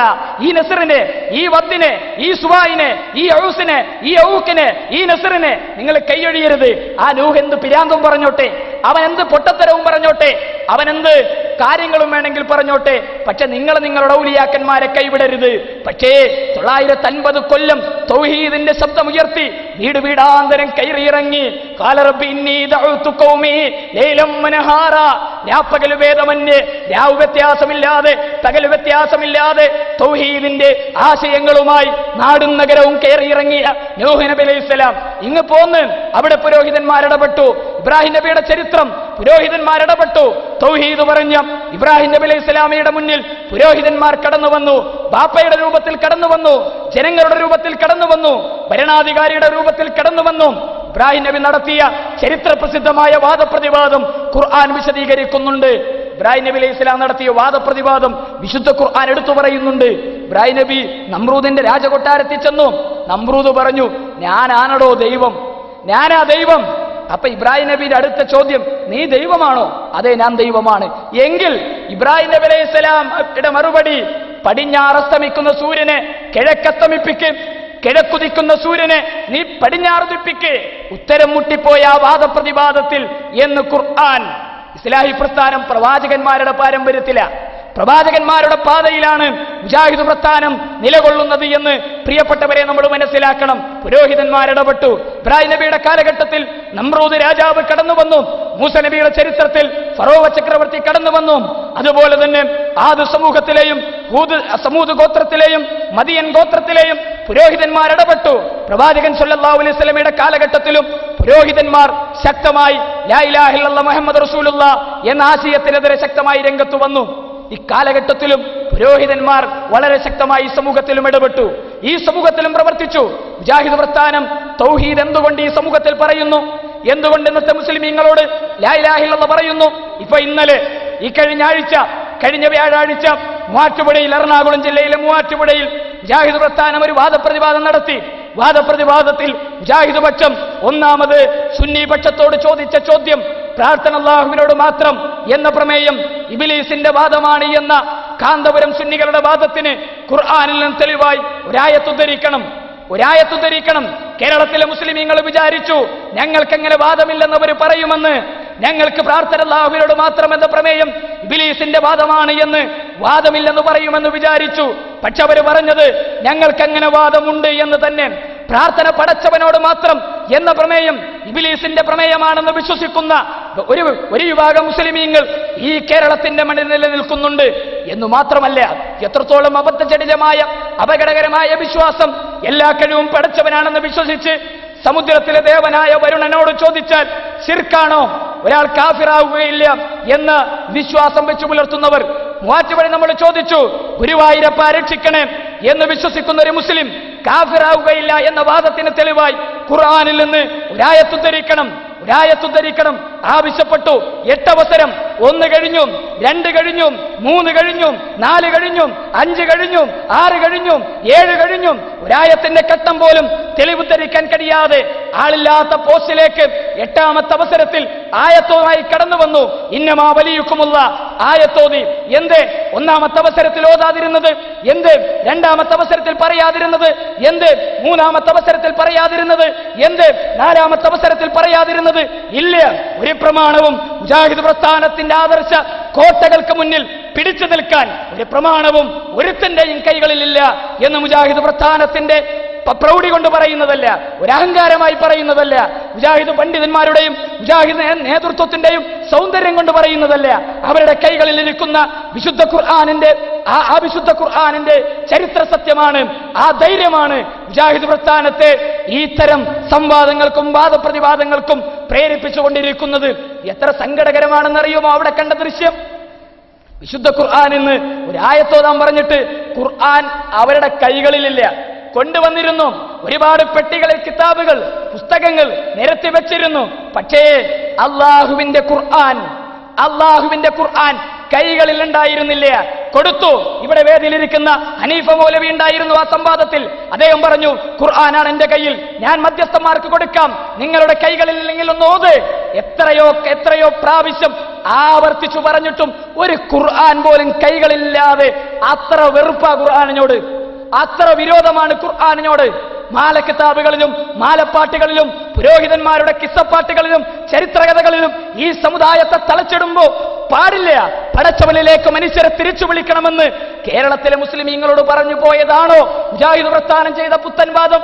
ഈ കേരളത്തിലെ ജനങ്ങളെ പടച്ചവനിലേക്ക് തിരിച്ചു കൊണ്ടുവന്നതാണോ മുജാഹിദ് പ്രസ്ഥാനം ചെയ്ത പുത്തൻവാദം? പ്രിയപ്പെട്ടവരെ, നാം മനസ്സിലാക്കേണ്ടതുണ്ട്. അതുകൊണ്ട് ഇവിടെ പലരും പറയും, ന്യായങ്ങൾ പലതും പറയും. പടച്ചവനോട് മാത്രം പ്രാർത്ഥിക്കണം എന്ന് പറയുമ്പോൾ ന്യായങ്ങൾ, പ്രാർത്ഥന എന്ന് പറയുന്ന എന്താ അർത്ഥം? അതിന് വിളി എന്നർത്ഥമുണ്ടല്ലോ, അപേക്ഷ എന്നർത്ഥമുണ്ടല്ലോ, അർത്ഥന എന്നർത്ഥമുണ്ടല്ലോ, പലതുമുണ്ടല്ലോ. ഇപ്പൊ ഇസ്ലാം കാര്യം വളരെ ലളിതമായൊരു ഉദാഹരണം പറയാം. ഇസ്ലാം കാര്യങ്ങൾ എത്രയാണ്? 5ആണ്, സംശയമില്ല. ഈ 5 ഇസ്ലാം കാര്യങ്ങളിൽ ഒന്ന് നിസ്കാരം. ആ നിസ്കാരം പടച്ചവന് മാത്രം സമർപ്പിക്കണം. അല്ലല്ലാത്തവർക്ക് വേണ്ടി നിസ്കരിച്ചാലോ? അല്ലല്ലാത്തവർക്ക് നിസ്കരിക്കാൻ പറ്റുമോ? ഇല്ല. മൂന്നാമത്തെ ജക്കാത്ത് അല്ലല്ലാത്തവർക്ക് വേണ്ടി നൽകാൻ പറ്റുമോ? നോമ്പ് അല്ലല്ലാത്തവർക്ക് നോക്കാൻ പറ്റുമോ? ഹജ്ജ് അല്ലല്ലാത്തവർക്ക് കൊണ്ട് നിർവഹിക്കാൻ പറ്റുമോ? ഇസ്ലാം കാര്യങ്ങളിൽ 4 എണ്ണം, നിസ്കാരവും നോമ്പും സക്കാത്തും ഹജ്ജും അല്ലല്ലാത്തവർക്ക് നിർവഹിക്കാൻ പറ്റുമോ? പറ്റില്ല. സാധാരണക്കാരൊക്കെ പറയും. എന്നാൽ ഒന്നാമത് പറഞ്ഞ ഷഹാദത്ത് കലിമ, ആ ഷഹാദത്ത് കലിമ അല്ലല്ലാത്തവർക്ക് നിർവഹിക്കാൻ പറ്റുമോ, കൊടുക്കാൻ പറ്റുമോ? അത് അള്ളാഹുവിൽ എല്ലാ കഴിവുമൊക്കെ ഉണ്ടെന്ന് വിശ്വസിച്ചിട്ട് നമുക്ക് കൊടുക്കണമുണ്ട്, വിരോധമില്ല. ഏത്? ഏറ്റവും പ്രധാനപ്പെട്ട പ്രാർത്ഥന, നിസ്കാരമാകുന്ന ഇബാദത്ത് അല്ലല്ലാത്തവർക്ക് സമർപ്പിക്കാൻ പാടില്ല. അത് ശിർക്കാണെന്ന് ഖുർആൻ ഇസ്ലാം പഠിപ്പിച്ചു. നോമ്പ് അല്ലല്ലാത്തവർക്ക് നൽകാൻ പാടില്ല, തർക്കമില്ല. ഹജ്ജ് അല്ലല്ലാത്തവർക്ക് വേണ്ടി നിർവഹിക്കാൻ പാടില്ല, തർക്കമില്ല. സക്കാത്ത് അല്ലല്ലാത്തവർക്ക് നൽകാൻ പാടില്ല, തർക്കമില്ല. പക്ഷേ ഏറ്റവും പ്രധാനപ്പെട്ട ഒന്നാമതായി പറഞ്ഞ ഷഹാദത്ത് കലിമ, അത് പടച്ചവനോട് മാത്രം സമർപ്പിക്കണമെന്ന് പറയുമ്പോൾ എന്തുകൊണ്ടാണ് മനുഷ്യരെ നമ്മുടെ മനസ്സുകൾക്ക് അത് ഉൾക്കൊള്ളാൻ പറ്റാത്തത്? അപ്പോ നമ്മുടെ മനസ്സുകളെ തിരിച്ചു വിളിക്കുന്ന പിശാചിന്റെ പിണിയാളുകൾ നമുക്കിടയിൽ പണിയെടുക്കുന്നുണ്ട് എന്ന് നമ്മൾ മനസ്സിലാക്കണം. അതുകൊണ്ടാണ് റസൂൽ ഏറ്റവും പ്രധാനമായിട്ട് പറഞ്ഞത് പ്രാർത്ഥന എന്ന് പറഞ്ഞാൽ ഹുവൽ ഇബാദ, അത് തന്നെയാണ് ആരാധന. എന്നിട്ട് ഒന്നുകൂടി മനസ്സിലാകാൻ വേണ്ടി ഖുർആനിന്റെ ആയത്ത് കൂടി നബി സല്ലല്ലാഹു അലൈഹി വസല്ലം പറഞ്ഞു, വഖാല റബ്ബുക്കും ഉദ്ഉനി അസ്തജിബ് ലക്കും. വഖാല റബ്ബുക്കും ഉദ്ഉനി, നിങ്ങളുടെ നാഥൻ നിങ്ങളോട് പറഞ്ഞിരിക്കുന്നു, ഉദ്ഉനി, എന്നോട് നിങ്ങൾ പ്രാർത്ഥിക്കുക, അസ്തജിബ് ലക്കും, ഞാൻ നിങ്ങൾക്ക് ഉത്തരം നൽകാം. ഇന്നല്ലദീന യസ്തക്ബിറൂന അൻ ഇബാദതി, എനിക്ക് നൽകുന്ന ഈ ആരാധനയാകുന്ന പ്രാർത്ഥനയിൽ ആരെങ്കിലും അഹങ്കാരം കാണിച്ചാൽ അവരെവിടെ? നരകത്തിലേക്ക് പോകും. ഇത്ര ഗൗരവമായി ഖുർആൻ പറഞ്ഞൊരു സംഗതി ഇന്നത്തെ ആളുകൾ പറഞ്ഞതോ? അല്ലെന്ന് പറഞ്ഞ ഒരു ലോക്കൽ KSRTC ബസ് പോലെ ഒരു മുസ്ലിയാർ വിശദീകരിച്ചു. അല്ലേ ഔലിയാക്കന്മാരും തമ്മിലുള്ള വ്യത്യാസം എന്താ? രണ്ടും ഒരേപോലെ തന്നെ. എന്താ വ്യത്യാസം? ഒന്ന്, ഒരു ലോക്കൽ KSRTC ബസ് ഇപ്പൊ ഈ കളമശ്ശേരിയിൽ നിന്ന് എടപ്പള്ളിയിലേക്ക് നമ്മുടെ ഇവിടത്തെ ഒരു KSRTC ബസ്സിൽ യാത്ര ചെയ്യുന്നു. നമ്മൾ എടപ്പള്ളിയിൽ എത്തുമ്പോഴൊക്കെ ഒരു നേരാകും, ഒരു പ്രയാസം ഉണ്ടാകും, ബുദ്ധിമുട്ടുണ്ടാകും. എന്നാ ഒരു ബെൻസ് കാറിൽ ഇവിടെ നിന്ന് എടപ്പള്ളിയിലേക്ക് യാത്ര ചെയ്താലോ യാത്ര പോലും നമ്മൾ അറിയില്ല. അള്ളാനോട് പ്രാർത്ഥിക്കെന്ന് പറഞ്ഞ ഈ ലോക്കൽ KSRTC ബസ്സിൽ യാത്ര ചെയ്യുന്നത് പോലെ അത് കിട്ടിയെങ്കിൽ കിട്ടി. ഇനി എവിടെയെങ്കിലും ബ്രേക്ക് ഡൗൺ ആയ ആളുകൾ വന്ന് നന്നാക്കിയൊക്കെ തരണം. എന്നാ ഈ ബെൻസ് കാറിൽ യാത്ര ചെയ്യുന്ന പോലെ ഔലിയാക്കന്മാരോട് ചോദിക്കല് അത് വളരെ എളുപ്പം. പെട്ടെന്ന് അള്ള പറഞ്ഞെന്താ? ഉദ്ഉനി അസ്തജിബ് ലക്കും, എന്നോട് നിങ്ങൾ പ്രാർത്ഥിക്ക്, ഞങ്ങൾക്ക് ഉത്തരം നൽകാം. പെട്ടെന്ന് നൽകുന്ന അള്ള പറഞ്ഞിട്ടില്ല. പക്ഷെ മുസ്ലിയാക്കന്മാർ പഠിപ്പിച്ചു, ഔലിയാക്കന്മാരെങ്ങനെ? ബെല്ലെ നിലത്തീന്നും എന്നെ വിളിപ്പോർക്ക് വൈപൂടാതുത്തീരം ചെയ്യും ഞാനെന്നോവർ, എവിടെ നിന്ന് എന്നെ വിളിച്ചാലും വായ് പൂടുന്നതിന് മുമ്പ് ഉത്തരം ചെയ്യുമെന്ന് പഠിപ്പിച്ച ഔലിയാക്കന്മാരെ പഠിപ്പിക്കപ്പെടുന്ന ഒരു സമൂഹത്തിനിടയിലാണ് മുജാഹിദ് പ്രസ്ഥാനം ഈ ദൗത്യ നിർവഹണവുമായി രംഗത്ത് ഇവിടെ പ്രവർത്തിച്ചു കൊണ്ടിരിക്കുന്നത്. എന്തുകൊണ്ടാണ് മുജാഹിദുകൾ പ്രാർത്ഥന അല്ലാഹുവിനോട് മാത്രമാണ് എന്ന് പറയാനുള്ള കാരണം വെറുതെ പറഞ്ഞതല്ല, അത് ഖുർആൻ പഠിപ്പിച്ചതാ. ഖുർആൻ വിശദീകരിച്ചതാ. ലോകത്ത് കടന്നു വന്ന അമ്പിയാക്കന്മാർ മുഴുവൻ വമാ അർസൽനാ മിൻ ഖബ്ലിക മിർ റസൂലിൻ ഇല്ലാ നൂഹി ഇലൈഹി അന്നഹു ലാ ഇലാഹ ഇല്ലാ അന ഫഅബ്ദൂൻ. ഒരു പ്രവാചകൻ നബിയെ താങ്കൾക്ക് മുമ്പ് ഇല്ല, ആര് വാദിച്ചാലും ഇല്ല. എങ്ങനെയല്ലാതെ അള്ളാഹുവിനെ മാത്രം ആരാധിക്കണമെന്ന ബോധനം നൽകിക്കൊണ്ടല്ലാതെ അവരൊരാളെയും ഞാൻ പറഞ്ഞയച്ചിട്ടില്ല. എവിടേക്ക് പ്രവാചകന്മാർ വന്നത്? വലഖദ് ബഅസ്നാ ഫീ കുല്ലി ഉമ്മത്തിൻ റസൂലാ. എല്ലാ സമൂഹങ്ങളിലേക്കും എല്ലാ സമുദായങ്ങളിലേക്കും അമ്പിയാക്കന്മാർ വന്നു. അവരൊക്കെ പറഞ്ഞതൊരു വിഷയ, ഏറ്റവും പ്രധാനമായിട്ട് പഠിപ്പിച്ചതൊരു വിഷയ ഏതാ? ലാ ഇലാഹ ഇല്ലല്ലാഹ് മുഹമ്മദ് റസൂലുള്ളാഹ് എന്ന വിഷയം. എന്തുകൊണ്ടാ അത് അള്ളാഹുവിനെ മാത്രമാക്കണമെന്ന് പറഞ്ഞ കാര്യം? ഒന്നാമതായിട്ട് അള്ളാഹ് പറഞ്ഞു, അത് അള്ളയാണ് ഖാലിഖ്. ഖാലിഖിനാണ് പ്രാർത്ഥനകൾ അർപ്പിക്കേണ്ടത്, സൃഷ്ടാവിനാണ് സൃഷ്ടികൾ പ്രാർത്ഥനകൾ അർപ്പിക്കേണ്ടത്. സൃഷ്ടികളോട് പ്രാർത്ഥിക്കാൻ പാടില്ല. നേർച്ചകളും വഴിപാടുകളും അർത്ഥനകളും അർപ്പണങ്ങളും എന്നും സൃഷ്ടികൾക്ക് മുന്നിൽ സമർപ്പിക്കാൻ പാടില്ല. വിശുദ്ധ ഖുർആൻ എടുത്തു പറഞ്ഞു, യാ അയ്യുഹന്നാസ്, ജനങ്ങളെ, ദുരിബ മസലുൻ, ഒരു ഉദാഹരണം പറഞ്ഞു തരാം. ഒരു അള്ളാന്റെ ഉദാഹരണം എന്ന് പറഞ്ഞാൽ എത്ര ലോക്കൽ ബുദ്ധിയുള്ള ആളുകൾക്ക് മനസ്സിലാകുന്ന ഉദാഹരണ. അതല്ലാതെ വലിയ MBBS അതുപോലെ തന്നെ വലിയ വലിയ ഡിഗ്രികളൊന്നും എടുക്കേണ്ട ആവശ്യമൊന്നുമില്ല. വലിയ ലോക്കൽ ബുദ്ധിയുള്ളവർക്ക് അള്ള പറയുന്ന ഉദാഹരണങ്ങൾ മനസ്സിലാകും. എന്താ അള്ള പറഞ്ഞത്? ഇന്നല്ലദീന തദ്ഉന മിൻ ദൂനില്ലാഹി, അള്ളാഹുവിന് പുറമെ നിങ്ങൾ വിളിച്ചു തേടുന്നവർ, അള്ളാഹുവിന് പുറമെ നിങ്ങൾ വിളിച്ചു തേടുന്ന ആളുകളുണ്ടല്ലോ, അവർ ലയഖ്ലുഖൂ ദുബാബൻ, ഒരു ഈച്ചയെ, ഏറ്റവും നിസാര ജീവി എന്താ? ഒരു ഈച്ച. ഈച്ചക്ക് നമ്മുടെ നാട്ടിൽ വല്ല വിലയുമുണ്ടോ? ഇല്ലല്ലോ, വളരെ നിസ്സാരമായ ഈച്ച. ഈ ഈച്ചയെ പടച്ചത് ചെങ്ങാതിമാരെ ഒന്ന് കൊണ്ടുതരാൻ കഴിയുമോ നിങ്ങൾക്ക്? ഇല്ലടോ, ഇല്ല. ആരൊക്കെ ഈ ലോകത്ത് ഒരുമിച്ച് കൂടിയാലും, ഈ ലോകത്ത് അമ്പിയാക്കന്മാര് മുഴുവൻ, ഔലിയാക്കന്മാര് മുഴുവൻ, ബീബിമാര് മുഴുവൻ, ജിന്നുകളും ശൈത്താന്മാരും എല്ലാം മനുഷ്യരും അള്ളയല്ലാത്ത സൃഷ്ടികളൊക്കെ ഒരുമിച്ച് ചേർന്ന് ഒരു ഭാഗത്ത് നിന്നിട്ട് അവരൊന്ന് ശ്രമിച്ചു നോക്കട്ടെ. പറ്റുമെങ്കിൽ കൊണ്ടുപോടോ. കഴിയില്ല നിങ്ങൾക്ക് ഒരു ഈച്ചയെ പോലും സൃഷ്ടിക്കാൻ. നിസ്സാരമായ ഒരു ഈച്ചയെ പടക്കാൻ കഴിയാത്ത ഈ പടപ്പുകളോടാണോ നിങ്ങളുടെ പ്രാർത്ഥനകൾ അർപ്പിക്കുന്നത്? എത്ര സുന്ദര അള്ളാന്റെ ഉദാഹരണം. പാടില്ല. എന്നിട്ട് ഖുർആൻ നിർത്തിയോ? ഇല്ല. ഇനി അള്ള പറഞ്ഞു, അവരൊക്കെ ഒരുമിച്ച് കൂടിയാലും ശരി, ഈ ജാറങ്ങൾക്ക്, ദർഗകൾക്കും അക്ബറകൾക്കും മുന്നിലർപ്പിച്ച നിവേദ്യങ്ങളിൽ നിന്ന് എന്തെങ്കിലും ഒന്ന് ഈച്ചയെടുത്ത് പറന്നുകൊണ്ടുപോയാലോ? ഒരു ഈച്ച വന്നൊരു ചോറ് ജാറത്തിന് മുന്നിലർപ്പിച്ച ഒരു വറ്റിങ്ങെടുത്ത് പറന്നുകൊണ്ടുപോകുമ്പോൾ വെക്കവിടെ എന്ന് പറഞ്ഞ് തിരിച്ചു വെപ്പിക്കാൻ പോലും കഴിയാത്ത ഈ ദുർബലന്മാരെ വിളിച്ചു തേടുന്നവനേക്കാളും വലിയ വഴിപിഴച്ചവൻ ആരാണുള്ളത് എന്ന് ഖുർആൻ. എല്ലാം കേൾക്കുന്നവൻ. രണ്ടാമത്തെ എന്താ? ഒന്ന് ഖാലിഖാണ്, രണ്ട് അവൻ എല്ലാം കേൾക്കുന്നവനാണ്, എല്ലാം അറിയുന്നവനാണ്.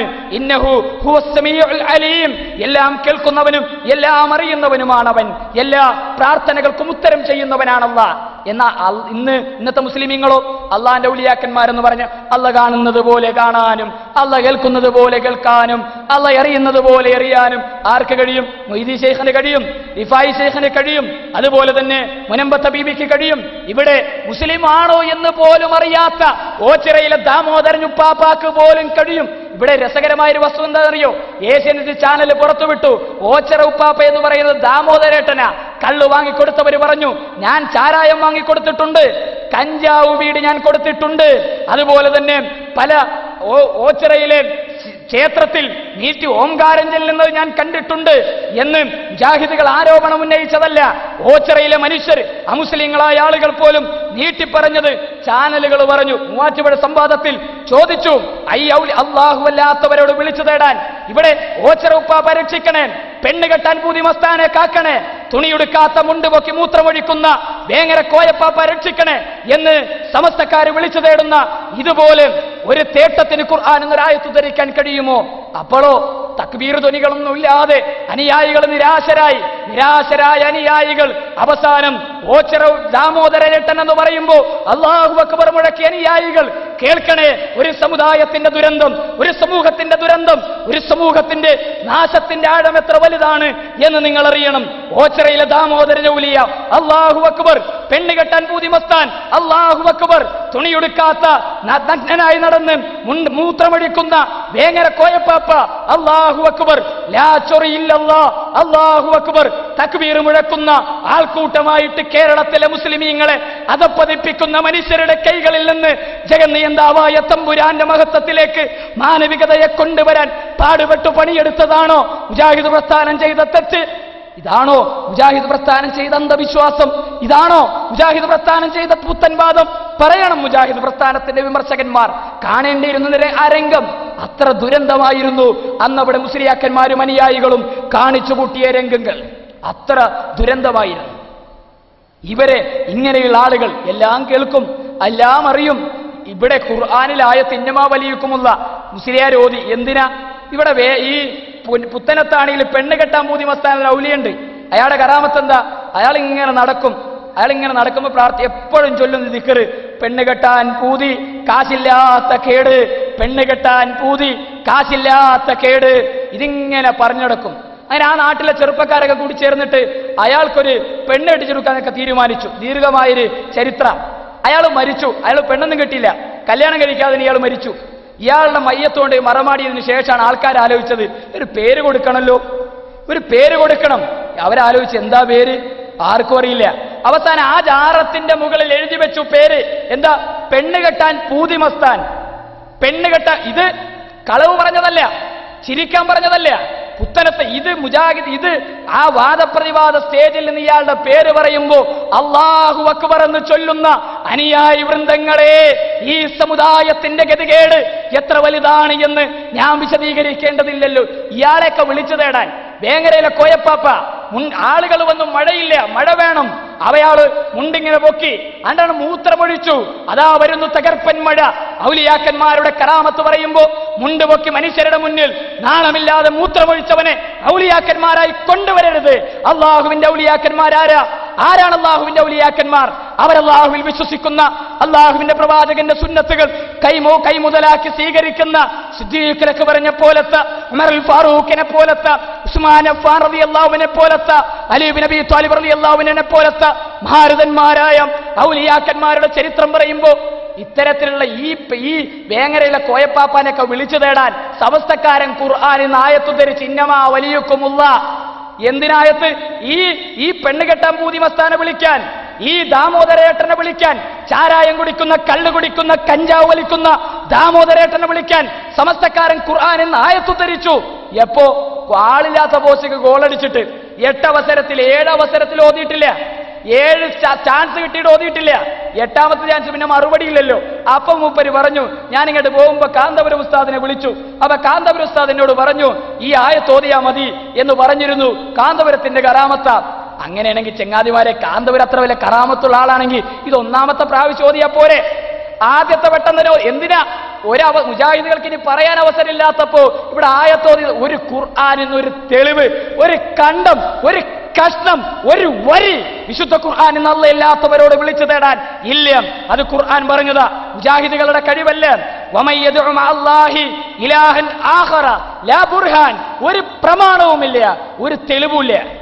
ഒരു തെളിവിന്റെ ഒരു കണ്ടങ്കടലാസ് വിശുദ്ധ ഖുർആനിൽ ഒരു അക്ഷരം ഉദ്ധരിക്കാൻ ഈ കൂട്ടർക്ക് കഴിയില്ല.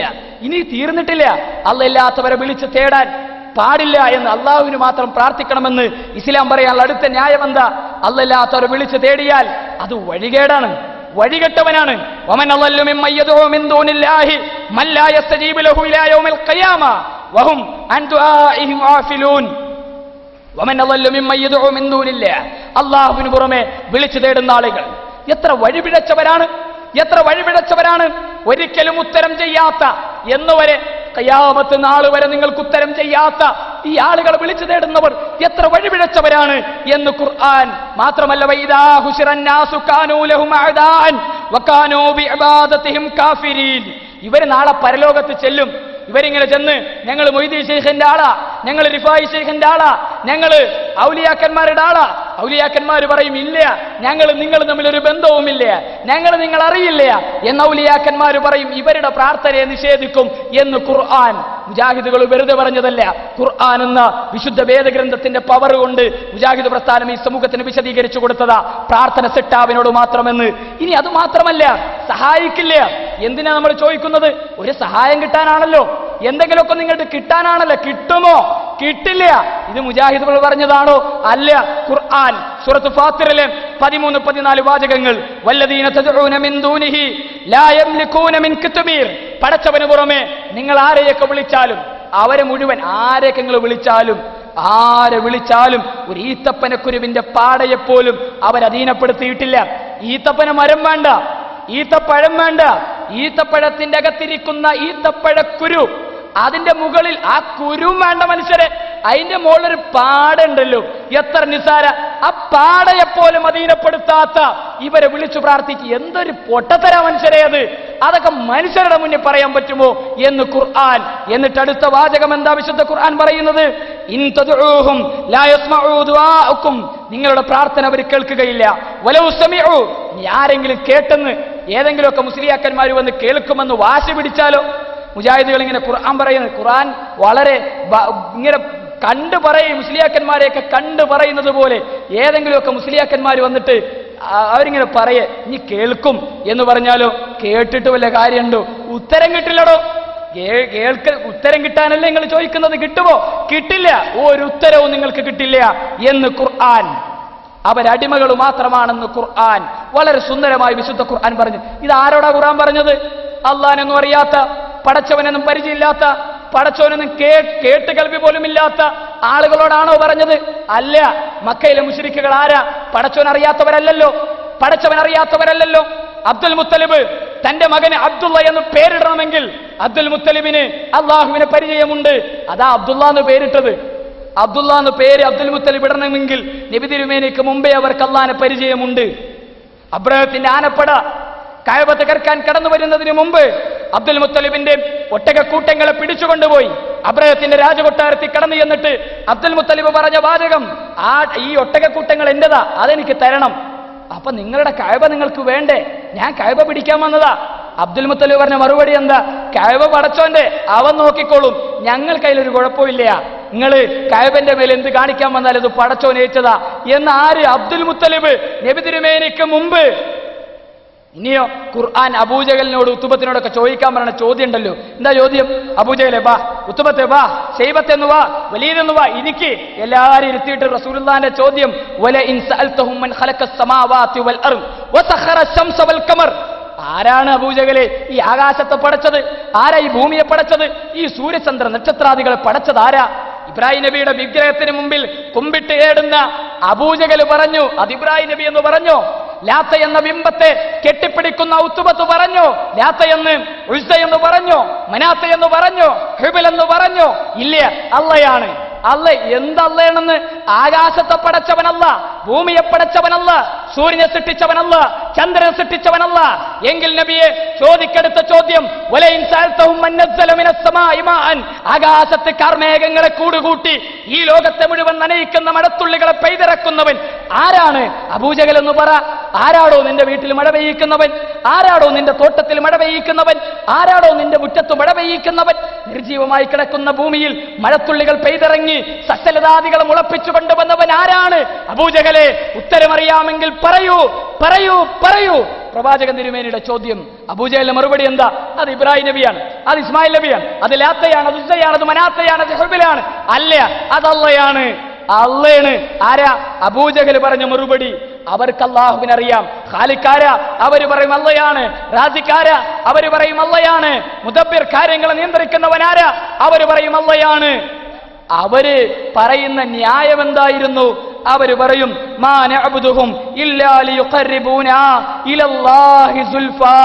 പിന്നെ അള്ളയാണെന്നൊക്കെ ഞങ്ങൾക്കറിയാം, ഇതൊക്കെ സൃഷ്ടിച്ചതും പടച്ചതും ഒക്കെ അല്ലേ, പിന്നെ എന്തിനാണെന്നറിയോ ഞങ്ങൾ ഇബ്രാഹിം നബിയുടെ അടുത്ത് പോകുന്നത്, ഇസ്മായിൽ നബിയുടെ അടുത്ത് പോകുന്നത്, ലാത്തയും മുസ്സയും മനാത്തയും ഹുബിലിനെ ഒക്കെ വിളിക്കുന്നത് എന്തിനാണെന്നറിയുമോ? ഞങ്ങളെ അത് മാ നഅബ്ദുഹും ഇല്ലാ ലിയുഖർരിബൂനാ, ഞങ്ങളൊക്കെ അല്ലാഹുവിലേക്ക് ഇലല്ലാഹി സുൽഫാ, പടച്ചോനിലേക്ക് ഞങ്ങളെക്കൊന്ന് അടുപ്പിക്കാൻ വേണ്ടിയാ. ഞങ്ങളെക്കൊന്ന് അടുപ്പിക്കാൻ ഒരിടയാളനായിട്ടാണ് ഞങ്ങളൊക്കെ അവരെ തേടുന്നത്. അല്ലാതെ ഞങ്ങൾ എല്ലാ കഴിവും ലാത്തക്കുണ്ടെന്ന് ഞങ്ങൾ വിശ്വസിക്കുന്നില്ല മുഹമ്മദേ, എല്ലാ കഴിവും മുസ്സക്കുണ്ടെന്ന് ഞങ്ങൾ വിശ്വസിക്കുന്നില്ല. ഇത് മക്കത്ത് അബൂജഹലിന്റെ മറുപടിയാ. നിങ്ങളൊന്ന് ആലോചിച്ച് നോക്ക്. നമ്മുടെ ഈ കാനരവറ്റ മൗലിയ, ഭീമാപ്പള്ളിയിലെ ഔലിയ, അതുപോലെ ഭീമാപ്പള്ളിയിലെ ബീബി, മുനമ്പത്തെ ബീബിയും മമ്പറത്തെ തങ്ങളും, അതുപോലെ തന്നെ പെണ്ണ് കെട്ടാൻ പൂതിമത്താനും മോച്ചറ ഉപ്പാപ്പയും ദാമോദരൻ ഔലിയയും ഇവിടത്തെ വേങ്ങര കോയപ്പാപ്പയും അവരുടെ കബറുകൾക്ക് മുന്നിൽ കൈകൾ ഉയർത്തി നിൽക്കുന്ന മുസ്ലിങ്ങളോട് ചോദിക്കേ, ആകാശത്ത് സൃഷ്ടിച്ചവൻ ആരാടോ? അവര് പറയും ഈ ഭീമാപ്പള്ളിയിലെ ബീബിയാണെന്ന് പറയുമോ? ഇല്ല. ഇവിടത്തെ മുനമ്പത്തെ ബീബിയാണെന്ന് പറയുമോ? ഇല്ല. മമ്പറത്തെ തങ്ങളാണെന്ന് പറയുമോ? ഇല്ല. ബദരീങ്ങളും മുഹദീങ്ങളും ആണെന്ന് പറയുമോ? ഇല്ല. പിന്നെ ആരാ? അള്ളയാണ്. അല്ല ആര്? ഭീമാപ്പള്ളിയിലെ ബീബിന്റെ മുന്നിൽ കൈകൾ ഉയർത്തി നിൽക്കുന്ന മുഹമ്മദിക്കയും പറയും അള്ളയാണ്, അള്ളയാണ്.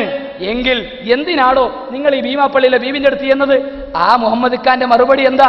ഈ മക്കയിലെ മുശ്രിക്കുകൾ പറഞ്ഞ മറുപടി, മാ നഅബുദുഹും ഇല്ലാ ലിയുഖർരിബൂനാ ഇലല്ലാഹി സുൽഫാ. ഞങ്ങൾ ഇവരെയൊന്നും വിളിച്ചു പ്രാർത്ഥിക്കുന്നില്ല, ഞങ്ങൾ അവരേക്കടുത്ത് ചെല്ലുന്നത് പടച്ചോന്റെ അടുക്കലേക്ക് ഞങ്ങളെക്കൊന്ന് അടുപ്പിക്കാൻ ഒരു ഇടയാളന്മാരായിട്ടാണ് ഞങ്ങൾ അവരുടെ അടുത്ത് ചെല്ലുന്നത് എന്ന് വിശ്വസിക്കുമെന്ന് ന്യായം പറയും എന്ന് ഖുർആൻ.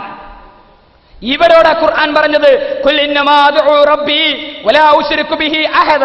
നബിയേ പ്രഖ്യാപിക്കുന്ന നബിയേ, പ്രവാചകരെ താങ്കൾ പ്രഖ്യാപിക്കുന്ന നബിയേ, ഇന്നമാ അദ്ഉ റബ്ബി, ഞാൻ എൻ്റെ റബ്ബിനോട് മാത്രമേ പ്രാർത്ഥിക്കുകയുള്ളൂ, ഞാൻ എൻ്റെ റബ്ബിനോട് മാത്രമേ പ്രാർത്ഥിക്കുകയുള്ളൂ, എൻ്റെ റബ്ബിൽ ഞാൻ ഒരാളെയും പങ്കു ചേർക്കുകയില്ല എന്ന് പ്രവാചകരെ താങ്കൾ ആ സമൂഹത്തോട് പ്രഖ്യാപിക്കുക. ഈ തൗഹീദാണ് മുജാഹിദ് പ്രസ്ഥാനം പറയുന്നത്. എന്തിനാ ഇത് പറയുന്നത്? എന്തിനാ ഈ കല്ലേറുകൾ ഏറ്റുവാങ്ങി, ആക്ഷേപങ്ങൾ ഏറ്റുവാങ്ങി, വീട്ടിലും നാട്ടിലും സമൂഹത്തിലുമൊക്കെ ത്യാഗങ്ങൾ ഏറ്റുവാങ്ങി, പ്രതിസന്ധികൾ ഏറ്റുവാങ്ങി മുജാഹിദ് പ്രസ്ഥാനം ഇത് പറയാനുള്ള കാരണം എന്താ? റസൂലുള്ളാഹി സ്വല്ലല്ലാഹു അലൈഹി വസല്ലം പറഞ്ഞില്ലേ, നിങ്ങൾ ഈ അല്ലാഹുവിൽ പങ്കുചേർത്താൽ ഇന്നഹു മയുശ്രികു ബില്ലാഹി ഫഖദ് ഹറമല്ലാഹു അലൈഹിൽ ജന്ന, സ്വർഗം നഷ്ടപ്പെട്ടു പോകുന്ന, നരകം നിർബന്ധമാകുന്ന അഗാധമായ പാപമാണ് മനുഷ്യരെ ഈ ശിർക്ക് എന്ന് പറയുന്നത്. ചെയ്യരുത് മനുഷ്യരെ ഈ ശിർക്ക് എന്ന പാപം, സ്വർഗം നഷ്ടപ്പെടുത്തുന്ന നരകം നിർബന്ധമാക്കുന്ന വലിയ പാപമാണ്. അതുകൊണ്ട് നിങ്ങളത് ചെയ്യരുത് എന്ന് ഖുർആൻ. ഇന്നല്ലാഹ ലാ യഗ്ഫിറു അൻ യുശ്റക ബിഹി വയഗ്ഫിറു മാ ദൂന ദാലിക ലിമൻ യശാ. ഈ ശിർക്ക് എന്ന പാപവും ചെയ്ത് നിങ്ങൾ ആരെങ്കിലും പടച്ചവനെ കണ്ടുമുട്ടിയാൽ, നിങ്ങൾ എത്ര നിസ്കാരക്കാരാണെങ്കിലും ശരി അല്ല പൊറുക്കില്ല മനുഷ്യരെ, നിങ്ങൾ എത്ര നോമ്പുകാരാണെങ്കിലും ശരി അല്ല പൊറുക്കില്ല മനുഷ്യരെ, നിങ്ങൾ എത്ര തഖ്വയുടെ കൂമ്പാരമാണെങ്കിലും ശരി അല്ല പൊറുക്കില്ല മനുഷ്യരെ. അല്ല പൊറുക്കാത്ത ശിർക്കെന്ന അഗാധമായ പാപവും പേറി നരകാവകാശികളായി തീരരുത് മനുഷ്യരെ. ഈ മനുഷ്യരോടുള്ള സ്നേഹമാണ് മുജാഹിദ് പ്രസ്ഥാനത്തെ ഇത് പറയാൻ പ്രേരിപ്പിക്കുന്നത്. ഇയ്യാക നഅ്ബുദു വഇയ്യാക നസ്തഈൻ, അല്ലാഹുവിനെ മാത്രം ഞങ്ങൾ ആരാധിക്കുന്നു, അല്ലാഹുവിനോട് മാത്രം ഞങ്ങൾ സഹായം ചോദിക്കുന്നു. സൂറത്തുൽ ഫാത്തിഹയിലെ ആയത്താണല്ലോ. നെഞ്ചത്ത് കൈകൾ കെട്ടി ദിവസവും 17 തവണ നിർബന്ധമായും ചൊല്ലുന്ന സുന്നത്ത് നിസ്കാരങ്ങളിൽ എത്രയോ തവണ നാം ഓതുന്ന ഈ ആയത്ത്, എന്തായത്തിന്റെ അർത്ഥം? അള്ളാഹിനോട് മാത്രം പ്രാർത്ഥിക്കുന്നു, അള്ളാഹിനോട് മാത്രം സഹായം ചോദിക്കുന്നു. ഈ ആയത്തോതുമ്പോൾ ഒരു മുസ്ലിമിനുണ്ടാകേണ്ട മനസ്സെങ്ങനെയാണെന്നറിയോ? തഫ്സീറുകൾ വിശദീകരിക്കുന്നുണ്ട്, പണ്ഡിതന്മാർ പറയുന്നുണ്ട്. നമ്രൂദിന്റെ തീക്കുണ്ടാരത്തിന് മുന്നിൽ ഇബ്രാഹിം നബി അലൈഹി സ്വലാമയെ നിർത്തിയപ്പോൾ ഇബ്രാഹിം നബി അലൈഹി സ്വലാമയുടെ മനസ്സിലുണ്ടായ വിചാരമാണ് നിങ്ങൾക്കുണ്ടാകേണ്ടത്. ആളിക്കത്തുന്ന തീക്കുണ്ടാരത്തിലേക്ക് ഇബ്രാഹിം നബി അലൈഹി സ്വലാമയെ വലിച്ചെറിയാൻ നിൽക്കുമ്പോൾ നാമൂസുൽ അമീൻ മലക്ക് ജിബ്രീൽ അലൈഹി സ്വലാം കടന്നു വന്നു. ജിബ്രീൽ അലൈഹി സ്വലാം വന്നിട്ട് ഇബ്രാഹിം നബി അലൈഹി സ്വലാമയോട് ചോദിച്ചു, ഇബ്രാഹിമേ, അള്ളാഹുവിന്റെ അനുമതിയോടെ ഞാൻ താങ്കളെടുത്ത് വന്നിരിക്കുന്നു, താങ്കളൊന്ന് അനുവാദം താ, താങ്കളൊന്ന് വിരലിഞ്ഞൊടിക്ക്, ഈ ജനങ്ങളെ മുഴുവൻ ഞാൻ 2 ചിറകുകൾ കൊണ്ട് നശിപ്പിക്കാം, അല്ലെങ്കിൽ ഈ തീയിൽ നിന്ന് താങ്കളെ ഞാൻ രക്ഷപ്പെടുത്താം. ഇബ്രാഹിം നബിയുടെ മറുപടി എന്താ? വേണ്ട, എനിക്ക് നിന്റെ സഹായം വേണ്ട. ഏതൊരു റബ്ബിന്റെ തൗഹീദുമായിട്ട് ഈ സമൂഹത്തിൽ വന്നുവോ, ഏതൊരു റബ്ബിന്റെ ആദർശവുമായിട്ട് ഈ സമുദായത്തിൽ വന്നുവോ, ഏതൊരു നാഥന്റെ കൽപ്പനയും കൊണ്ട് ഈ സമൂഹത്തിൽ ഞാൻ പ്രവർത്തിച്ചുവോ, ഏതൊരു നാഥന്റെ ആദർശം ഏറ്റെടുത്തതിന്റെ പേരിലാണോ ഈ സമുദായം എന്നെ ആക്ഷേപിച്ചത്, ആ നാഥൻ എന്നെ സംരക്ഷിക്കും. ഹസ്ബി അല്ലാഹ്, എനിക്ക് എന്റെ അല്ലാഹ് മാത്രം മതി. വനിഅമൽ വക്കീൽ, എത്ര ബലമേൽപ്പിക്കാൻ ഈ റബ്ബിനെക്കാളും അർഹനായവൻ ആരാണ് മനുഷ്യരെ നിങ്ങൾക്കുള്ളത് എന്ന് പഠിപ്പിച്ച് ഇബ്രാഹിം നബി അലൈഹിസ്സലാം. ആ ഇബ്രാഹിം നബിയുടെ ചരിത്രമാണ് മുജാഹിദ് പ്രസ്ഥാനത്തിന്റെ ചരിത്രം. അതുകൊണ്ട് പ്രാർത്ഥന സട്ടാവിനോട് മാത്രം അത് മാത്രം അംഗീകരിച്ചാൽ മതിയോ? പോരാ. ആ ഷഹാദത്ത് കലിമയുടെ 2ാം ഭാഗം അശ്ഹദു അന്ന മുഹമ്മദ് റസൂലുള്ളാഹ്, മുഹമ്മദ് നബി സല്ലല്ലാഹു അലൈഹി വസല്ലമ അള്ളാഹുവിന്റെ ദൂതനാണെന്ന് സാക്ഷ്യം വഹിക്കുന്നു. എങ്ങനെ സാക്ഷ്യം വഹിക്കുന്നു? റസൂലുള്ളാഹി സ്വല്ലല്ലാഹു അലൈഹി വസല്ലമയുടെ ഒരു ചിത്രമൊക്കെ വരച്ചിട്ട് വീട്ടിലുണ്ടാക്കി എന്നും രാവിലെ പോയിട്ട് ആ രൂപ ഇങ്ങനെ നോക്കി കണ്ടുപോന്നാ മതിയോ? അല്ലെങ്കിൽ റസൂലുള്ളാഹിയാണെന്ന് പറഞ്ഞ് നബീന്റെ ഒരു മുടി ഇങ്ങനെ കണ്ട ആ മുടി ഇങ്ങനെ കണ്ട് അതിനേക്കൊന്ന് തൊട്ട് തടവി പോന്നാ മതിയോ? റസൂലുള്ളാഹിന്റെ മുടി, ആ മുടിയിട്ട് വെള്ളം ദിവസവും ഒരു 2 ഔൺസ് വീതം കുടിച്ചാൽ മതിയോ? പോരാ. പിന്നെ എങ്ങനെ? കുല്ലു ഉമ്മത്തി യദ്ഖുലൂനൽ ജന്ന, എന്റെ സമുദായം മുഴുവൻ സ്വർഗത്തിലാണ്. ഇല്ലാമൻ അബാ, വിസമ്മതിച്ചൊരു കൂട്ടരൊഴികെ. വഖീല, ചോദിക്കപ്പെട്ടു, മൻ യഅബാ യാ റസൂലല്ലാഹ്, ആരാണ് വിസമ്മതിച്ചവർ നബിയേ? മൻ അതാഅനി ഫദഖലൽ ജന്ന വമൻ അസാനി ഫഖദ് അബാ, എന്റെ ചര്യകളെ സ്വീകരിച്ചവർ സ്വർഗത്തിൽ, എന്റെ സുന്നത്തുകളെ തള്ളിക്കളഞ്ഞവർ നരകത്തിൽ. അതുകൊണ്ട് അല്ലാഹുവിന്റെ പ്രവാചകന്റെ സുന്നത്ത്, നബി തിരുമേനിയുടെ സഞ്ചാരം, നബി തിരുമേനിയുടെ ഇരുത്തം, നബി തിരുമേനിയുടെ കിടത്തം, നബി തിരുമേനിയുടെ രൂപം, നബി തിരുമേനിയുടെ വസ്ത്രം എല്ലാം റസൂലുള്ളാഹി സ്വല്ലല്ലാഹു അലൈഹി വസല്ലമ കാണിച്ചു തന്നതുപോലെ സംസാരത്തിൽ ആ പ്രവാചകൻ നമ്മിലേക്ക് കടന്നു വരണം, ഇരുത്തത്തിൽ നബി തിരുമേനി കടന്നു വരണം, പെരുമാറ്റത്തിൽ കടന്നു വരണം, എല്ലാത്തിലും ഉറക്കത്തിലും ഉണർച്ചയിലും ഒക്കെ നബി സല്ലല്ലാഹു അലൈഹി വസല്ലമ നമ്മുടെ ജീവിതത്തിലേക്ക് കടന്നു വരണം. സത്യവിശ്വാസികളെ, അത്തിയുല്ലാഹു വ അത്തിയുർ റസൂല, അല്ലാഹുവിനെ നിങ്ങൾ അനുസരിക്കണം, അല്ലാഹുവിന്റെ പ്രവാചകനെ നിങ്ങൾ അനുസരിക്കണം. ഏതെങ്കിലും ഒരു വിഷയത്തിൽ മാത്രം മതിയോ? പോരാ. എല്ലാ രംഗത്തും ജീവിതത്തിന്റെ ആപാദചൂടം മേഖലകളിൽ മുഴുവൻ നബി തിരുമേനിയുടെ ചര്യകളെ ചാണായം മുഴത്തിന് മുഴമായും പിന്തുടരേണ്ടവരാണ് സത്യവിശ്വാസികൾ. ആ നബി തിരുമേനിയുടെ ചര്യകളാണ് സ്വീകരിക്കേണ്ടത്. കൈകാര്യകർത്താക്കളെ നിങ്ങൾ അനുസരിക്കണം. എന്നിട്ട് അടുത്ത വാചകം എന്താ? അടുത്ത വരി, മതപരമായ വിഷയത്തിൽ നിങ്ങൾക്കിടയിൽ അഭിപ്രായ ഭിന്നതകൾ ഉണ്ടായാൽ 6 കാര്യങ്ങളിലേക്ക് നിങ്ങൾ മടക്കിക്കോ. ഷാഫി മദ്ഹബിലേക്ക്, ഹനഫി മദ്ഹബിലേക്ക്, ഹംബലി മദ്ഹബിലേക്ക്, മാലിക്കി മദ്ഹബിലേക്ക്, പിന്നെ വേണമെങ്കിൽ ഖുർആനിലേക്ക് സുന്നത്തിലേക്കും സമയമുണ്ടെങ്കിൽ മടക്കിക്കോ എന്നാണോ പറഞ്ഞത്? അല്ല. മതപരമായ വിഷയത്തിൽ അഭിപ്രായ ഭിന്നതകൾ ഉണ്ടായാൽ ഖുർആനിലേക്ക്, സുന്നത്തിലേക്ക് നിങ്ങളുടെ ജീവിതത്തെ മടക്കണം മനുഷ്യരെ എന്ന് പഠിപ്പിച്ച ഖുർആൻ, എന്ന് പഠിപ്പിച്ച പ്രവാചകൻ സ്വല്ലല്ലാഹു അലൈഹി വസല്ലമ. ഖുൽ ഇൻ കുൻതും തുഹിബ്ബൂനല്ലാഹ്, നിങ്ങൾ ആരെങ്കിലും അല്ലാഹുവിനെ സ്നേഹിക്കുന്നുണ്ടെങ്കിൽ ഫത്തബിഊനി, എന്റെ ചര്യകളെ നിങ്ങൾ പിൻപറ്റണം. ഞാൻ പഠിപ്പിക്കാത്തത് പ്രവർത്തിക്കരുത്. നല്ലതല്ലേ എന്ന് കരുതി പ്രവർത്തിക്കാൻ പാടില്ല. അതൊക്കെ നല്ലതല്ലേ? പാവപ്പെട്ടവർക്ക് ഭക്ഷണം കൊടുക്കലല്ലേ? അത് സാധുക്കളെ സ്നേഹിക്കലല്ലേ? ഇത് നല്ലതല്ലേ? തക്ബീറല്ലേ? തഹ്ലീലല്ലേ? അൽഹംദുലില്ലാഹ് അല്ലേ? അല്ലാഹു അക്ബർ അല്ലേ? നല്ലതാണെന്ന് കരുതി ദീനിൽ ആചാരങ്ങൾ ഉണ്ടാക്കാൻ നമുക്ക് അവകാശമുണ്ടോ? ഇല്ല. ഇപ്പൊ സുബൈക്ക് വലിയ തണുപ്പ, നല്ല കാറ്റും മഴയൊക്കെയുള്ള വെളുപ്പിന് സുബൈക്കൊക്കെ എഴുന്നേക്കാൻ വലിയ ബുദ്ധിമുട്ടാ. എഴുന്നേറ്റാലും 1.5 കിലോമീറ്റർ അപ്പുറമുള്ള പള്ളിയിലേക്ക് പ്രയാസപ്പെട്ട് ചെല്ലണം. ഇങ്ങനെ ചെല്ലുമ്പോ എത്ര റക്അത്താ നിസ്കാരം? 2 റക്അത്ത്. ഈ തണുപ്പ് സഹിച്ച് പ്രയാസമൊക്കെ സഹിച്ച് ഒക്കെ ചെന്ന 2 റക്അത്ത്. ഇത് ഏതായാലും എഴുന്നേറ്റ് ബുദ്ധിമുട്ടണം. ഒരു 4 ആക്കിയാൽ എന്താ? തക്ബീർ അല്ലേ? നല്ലതല്ലേ? അല്ലാഹു അക്ബർ അല്ലേ? നല്ലതല്ലേ? അത്തഹിയാത്തല്ലേ? ഫാത്തിഹയല്ലേ? സൂറത്തല്ലേ? ലാ ഇലാഹ ഇല്ലല്ലാഹ് അല്ലേ? എല്ലാം നല്ലതല്ലേ? ചെയ്യാൻ പറ്റുമോ? പാടില്ല. നല്ല തിരക്കാ. ലോറിസ്കാരത്തിന്റെ നേരത്ത് ഭയങ്കര തിരക്ക, കച്ചവടം. അപ്പൊ 4 കുറച്ച് കൂടുതലാ. ഒരു 2 ഇപ്പം സ്കരിക്കാം എന്ന് ഒരു 2 ആക്കി നമുക്ക് ആക്കാൻ പറ്റുമോ? നമ്മൾ 2 ആക്കാൻ പറ്റുമോ? അത് 4 ആക്കാൻ പറ്റുമോ? ഇല്ല. 2 പഠിപ്പിച്ചത് 2, 4 പഠിപ്പിച്ചെടുത്ത് 4. എന്തുകൊണ്ടാ? അള്ളാഹ് പഠിപ്പിച്ചു, റസൂലുള്ളാഹി സ്വല്ലല്ലാഹു അലൈഹി വസല്ലം പഠിപ്പിച്ചു. സൊല്ലു കമാ റഅയ്തുമൂനി ഉസല്ലി, ഞാൻ നിസ്കരിക്കുന്നത് പോലെ നിങ്ങൾ നിസ്കരിക്കണം, ഞാൻ ഹജ്ജ് ചെയ്തതുപോലെ നിങ്ങൾ ഹജ്ജ് ചെയ്യണം, ഞാൻ നോമ്പ് നോറ്റതുപോലെ നിങ്ങൾ നോമ്പ് നോക്കും. എല്ലാ കാര്യത്തിലും. ഇപ്പൊ റസൂലുള്ളാഹി സ്വല്ലല്ലാഹു അലൈഹി വസല്ലമയുടെ കാലഘട്ടം കഴിഞ്ഞു. മദീനത്തെ പള്ളിയിൽ കുറച്ച് ആളുകൾ വട്ടം കൂടിയിരിക്കെ അവർ കുറച്ച് കല്ലെടുത്ത് വെച്ചിട്ടുണ്ട്. ലാ ഇലാഹ ഇല്ലല്ലാഹ്, ഒരു കല്ലെടുത്ത് മാറ്റും. ലാ ഇലാഹ ഇല്ലല്ലാഹ്, 2 കല്ലെടുത്ത് എണ്ണം പിടിക്കേ ലാ ഇലാഹ ഇല്ലല്ലാഹ്. ഇത് അബൂ മൂസ അശ്അരി റളിയല്ലാഹു അൻഹു കണ്ടു. അദ്ദേഹം നേരെ ഇബ്നു മസ്ഊദ് റളിയല്ലാഹു അൻഹു വിളിച്ചുകൊണ്ട് വന്നു. അബൂ മൂസ അശ്അരി റളിയല്ലാഹു അൻഹു ഇബ്നു മസ്ഊദ് റളിയല്ലാഹു അൻഹു ഈ കാഴ്ച കണ്ട് പള്ളിയിലേക്ക് കയറി. അവർ ചോദിച്ചു, മനുഷ്യരെ എന്താണ് നിങ്ങൾ പ്രവർത്തിക്കുന്നത്? അവർ പറഞ്ഞു, മാ അറദിനാ ഇല്ലൽ ഖൈർ, ഞങ്ങൾ നന്മയില്ലാതൊന്നും ഉദ്ദേശിക്കുന്നില്ല, നന്മയില്ലാതൊന്നും ഉദ്ദേശിക്കുന്നില്ല, ഞങ്ങൾ നല്ലതാ. എണ്ണമൊക്കെ തെറ്റിപ്പോണത് കാരണത്ത് ഒരു 100 എണ്ണം പിടിച്ച് ചെല്ലുകയാ. നബി സല്ലല്ലാഹു അലൈഹി വസല്ലമയുടെ നാവിൽ നിന്ന് ദീൻ പഠിച്ച അബ്ദുല്ലാഹി ഇബ്നു മസ്ഊദ് റളിയല്ലാഹു അൻഹുവിന്റെ മറുപടി എന്തായിരുന്നെന്നറിയുമോ? അല്ലാഹുവിന്റെ റസൂൽ ധരിച്ച വസ്ത്രം നുരുമ്പിപ്പോയിട്ടില്ല, നബി തിരുമേനി ഭക്ഷണം കഴിച്ച പാത്രങ്ങൾ പൊട്ടിപ്പോയിട്ടില്ല. അല്ലാഹുവിന്റെ ആ റസൂലുള്ളാഹി നമ്മിൽ നിന്ന് കടന്നുപോയിട്ട് അധികം സമയമായിട്ടില്ലല്ലോ, നിങ്ങൾ എന്ത് ദീനിലേക്ക് പുതിയ ആചാരങ്ങൾ കൊണ്ടുവരികയാണോ? ഇറങ്ങടാ പുറത്ത്.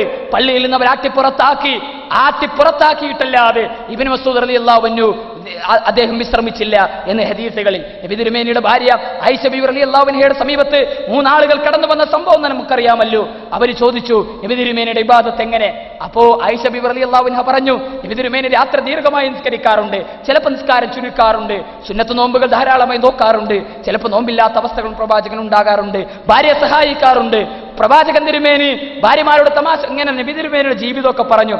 കേട്ടപ്പോ വന്നോലിക്ക് തോന്നി, എന്തൊരു നബിയാ ഇത്, ഇത്രയുള്ളൂ, ഇത് ഇത്രയും കുറച്ചാ റസൂലുള്ളാഹി. ഇനി നബി ചിലപ്പോ ഒരുപക്ഷെ മഅസൂമല്ലേ, എല്ലാ പാപങ്ങളൊക്കെ പൊറുക്കപ്പെട്ട ആളല്ലേ, നബിക്ക് അത്രയൊക്കെ മതി, നമുക്കത്ര പോരാ. ഒരാൾ പറഞ്ഞു, ഞാൻ ഇനി എല്ലാ ദിവസവും രാത്രി നിസ്കരിക്കും, ഉറക്കമായിട്ട് ഒഴിവാക്കി. ഒരാൾ പറഞ്ഞു, ഞാൻ എന്നും പകല് നോമ്പ് നിൽക്കും. 3-ാമത്തെ ആൾ പറഞ്ഞു, ഞാൻ കല്യാണം കഴിക്കല, കല്യാണം കഴിച്ച ഭാര്യ മക്കളൊക്കെ ഇബാദത്തിന് തടസ്സ, വേണ്ട. നമ്മുടെ കാഴ്ചപ്പാടിൽ എങ്ങനെ? നല്ലതല്ലേ? എന്നും രാത്രി നിസ്കരിക്കുന്ന വലിയ ആബിദ്, എല്ലാ പകലും നോമ്പ് നോൽക്കുന്ന വലിയ ആബിദ്, വിവാഹബന്ധം പോലും വേണ്ടാതെ ഇബാദത്തിന് ഒഴുകി വെച്ച ജീവിതം എത്ര നല്ലതാ. റസൂലുള്ള വീട്ടിലെത്തി. ആയിഷ ബീബി കാര്യം പറഞ്ഞു. ബാടോ ഇവിടെ 3 ആളുകളെയും വിളിച്ചു, ബാ ഇവിടെ ഇരിക്ക്, നിങ്ങൾ ഇന്ന് വന്നോ ഇവിടെ? ആ ഞങ്ങൾ വന്നു നബിയെ. നിങ്ങൾ ആയിഷയോട് ഇങ്ങനെയൊക്കെ പറഞ്ഞോ? ആ പറഞ്ഞു നബിയെ. എന്നാലേ ഒരു കാര്യം ഞാൻ പറയാം, ഞാൻ അള്ളാന്റെ റസൂല, എന്നെക്കാളും തക്കവയുള്ളവരാരിങ്ങളാകണ്ട. അള്ളാഹുവിന് ഏറ്റവും സൂക്ഷിക്കുന്ന ആള് ഞാനാ. ഞാൻ നിസ്കാരം ദീർഘിപ്പിക്കാറുണ്ട്, നിസ്കാരം ചുരുക്കാറുണ്ട്, ഞാൻ എൻ്റെ ഭാര്യമാരെ സഹായിക്കാറുണ്ട്, ഞാൻ കുടുംബജീവിതം നയിക്കാറുണ്ട്, ഞാൻ നോമ്പ് നോൽക്കാറുണ്ട്, ഞാൻ ചിലപ്പോൾ നോമ്പില്ലാത്ത ദിവസങ്ങളുമുണ്ട്, ഭക്ഷണം കഴിക്കാറുണ്ട്, ഇബാദത്തുകൾ എടുക്കാറുണ്ട് എന്ന് നബി സല്ലല്ലാഹു അലൈഹി വസല്ലം പഠിപ്പിച്ചു കൊടുക്കേ എന്ന് പറഞ്ഞ ഇത് നമുക്കുള്ള പാടെന്താ? നബി തിരുമേനി എന്താണോ പഠിപ്പിച്ചത് അവിടെ അതിന്റെ അപ്പുറം നമ്മൾ റസൂലുള്ളാഹിയേക്കാൾ നല്ല ആളുകളാകണ്ട. എത്രയോ തിങ്കളും വ്യാഴവും സുന്നത്ത് നോമ്പ, തിങ്കളും വ്യാഴവും സുന്നത്ത് നോമ്പ്. അതുപോലെ അയ്യാമുൽ ബീദിന്റെ 3 ദിവസങ്ങൾ, 12, 13, 14 അറബി മാസങ്ങളുടെ ദിവസങ്ങൾ, ശവ്വാലിൽ 6 നോമ്പ്, ഇങ്ങനെയൊക്കെ സുന്നത്ത് നോമ്പ് എമ്പാടുണ്ട്. മുഹറം മാസത്തിലെ നോമ്പ്, ഈ സുന്നത്ത് നോമ്പൊന്നും ഒരുത്തരും വേണ്ട. പിന്നെയോ ശഅബാൻ 15 ബറാത്ത് നോമ്പ്, റജബ് 20 റജബ് നോമ്പ്, നോക്കാൻ പറഞ്ഞ നോമ്പൊന്നും ആർക്കും വേണ്ട. നിസ്കാരം, സുന്നത്ത് നിസ്കാരങ്ങൾ, റവാത്തിബ് സുന്നത്ത്, പല ഒന്നുപെടുത്ത സുന്നത്ത് നിസ്കാരം ഒക്കെ നിസ്കാരം പഠിപ്പിച്ചു. സുന്നത്ത് നിസ്കാരങ്ങളൊക്കെ പഠി. ഈ നിസ്കാരമൊന്നും നബി പഠിപ്പിച്ച നിസ്കാരമൊന്നും വേണ്ട. പിന്നെയോ ഒരു 12 നിസ്കാരം വേറെ, റജബ് മാസത്തിൽ ഒരു റജബ് നിസ്കാരം 12 നിസ്കാരം, ഒരു 12 റക്അത്ത്, മൊയ്തീന്മാർ ഓതുമ്പോൾ അപ്പോൾ കുറച്ച് നിസ്കാരം, കുത്തുബിയത്ത് നടത്തുമ്പോൾ കുറച്ച് നിസ്കാരം. അല്ലാഹു റസൂലും പഠിപ്പിക്കാത്തത് വേണ്ട. അല്ലാഹു റസൂൽ എന്താണോ പഠിപ്പിച്ചത് അത് മതി മുസ്ലിമീങ്ങൾക്ക്, അത് മതി. അതുകൊണ്ടാണ് മുജാഹിദ് പ്രസ്ഥാനം ഖുർആനും സുന്നത്തും പ്രമാണമാണ് എന്ന് പറയുന്നത്. അതുകൊണ്ട് മാത്രമാണ് എന്ന് പ്രിയപ്പെട്ടവരെ നമ്മൾ മനസ്സിലാക്കേണ്ടത്. ഇങ്ങനെ എല്ലാ രംഗത്തും ഖുർആനും സുന്നത്തും അനുസരിച്ച് ജീവിക്കാൻ. ഇവിടെ വ്യാജവാദികൾ ഈ വിദ്യത്തുകൾ ചെയ്താലുള്ള പരിണിത ഫലം എന്താ? വിദ്യത്തുകൾ ചെയ്താൽ നബി സല്ലല്ലാഹു അലൈഹി വസല്ലം പറഞ്ഞില്ലേ, അള്ളാഹുവിന്റെ റസൂല് അറിയുക, ഈ നബി സല്ലല്ലാഹു അലൈഹി വസല്ലം തന്നെ വിശദീകരിക്കുന്ന നാളെ പരലോകത്ത് മനുഷ്യരെങ്ങനെ ഒരുമിച്ച് കൂട്ടപ്പെടുമ്പോ ഹൗദുൽ കൗസറിൽ നിന്ന് വെള്ളം കൊടുക്കും പ്രവാചകൻ തിരുമേനി. ഹൗദുൽ കൗസറിലെ വെള്ളം ഇങ്ങനെ വാങ്ങിക്കൊടുക്കുമ്പോ ചില ആളുകൾക്ക് ഇങ്ങനെ മറയിടപ്പെടും. നബി തിരുമേനി ചോദിക്കും, ഉമ്മത്തി, എന്റെ ഉമ്മത്തല്ലേ, എന്റെ സമുദായമല്ലേ? ആ സമയത്ത് നബി തിരുമേനിയോട് പറയപ്പെടും, ഇന്നക ലാ തദ്രീ മാ അഹ്ദസു ബഅദക്, നബിയേ, താങ്കളുടെ കാലഘട്ടത്തിന് ശേഷം മതത്തിൽ ആചാരങ്ങൾ ഉണ്ടാക്കിയവരാണിവർ, അനാചാരങ്ങൾ ഉണ്ടാക്കിയവരാണിവർ, അന്ധവിശ്വാസങ്ങൾ ഉണ്ടാക്കിയവരാണിവർ. വിദൂരമ്പോ നബി തിരുമേനി ആട്ടിപ്പായിക്കും. ഹൗദുൽ കൗസറിലെ വെള്ളം കിട്ടാതെ ആട്ടിയോടിക്കപ്പെടുന്ന സമൂഹത്തിന്റെ കൂട്ടത്തിൽ നമ്മൾ ഉൾപ്പെട്ടു പോകും എന്ന് നബി സല്ലല്ലാഹു അലൈഹി വസല്ലം തന്നെ വിശദീകരിക്കുന്നു. മാത്രമല്ല, പ്രാർത്ഥനകൾക്ക് ഉത്തരം കിട്ടില്ല. പ്രാർത്ഥനകൾ വിദ്യത്തുകാരൻ തന്നെ വിദ്യത്ത് ഒഴിവാക്കാത്ത കാലഘട്ടത്തോളം അവരുടെ പ്രാർത്ഥനയ്ക്ക് അല്ലാഹു ഉത്തരം കൊടുക്കില്ല എന്ന് നബി സല്ലല്ലാഹു അലൈഹി വസല്ലം. അതുകൊണ്ട് പ്രിയപ്പെട്ടവരെ, അന്ധവിശ്വാസങ്ങളുടെ അഗാധ തലങ്ങളിൽ അള്ളിപ്പിടിച്ച് ജീവിക്കുന്ന അന്ധവിശ്വാസങ്ങളുടെ ആഴക്കടലുകളിൽ തലതല്ലിച്ചാകുന്ന മുസ്ലിം കൈരളിയെ നവോത്ഥാനത്തിന്റെ നാഗരികതകളിലേക്കും ചരിത്രത്തിലേക്കും വെളിച്ചത്തിലേക്കും കൈപിടിച്ചുയർത്തി മുസ്ലിം ഉമ്മത്തിനെ കൊണ്ടുവന്ന മുജാഹിദ് പ്രസ്ഥാനത്തിന്റെ ഈ ആശയങ്ങൾ, ആദർശങ്ങൾ ഒരിക്കലും ഈ സമൂഹത്തെ നാശത്തിലേക്ക് കൊണ്ടുപോയിട്ടില്ല, തിന്മകളിലേക്ക് കൊണ്ടുപോയിട്ടില്ല.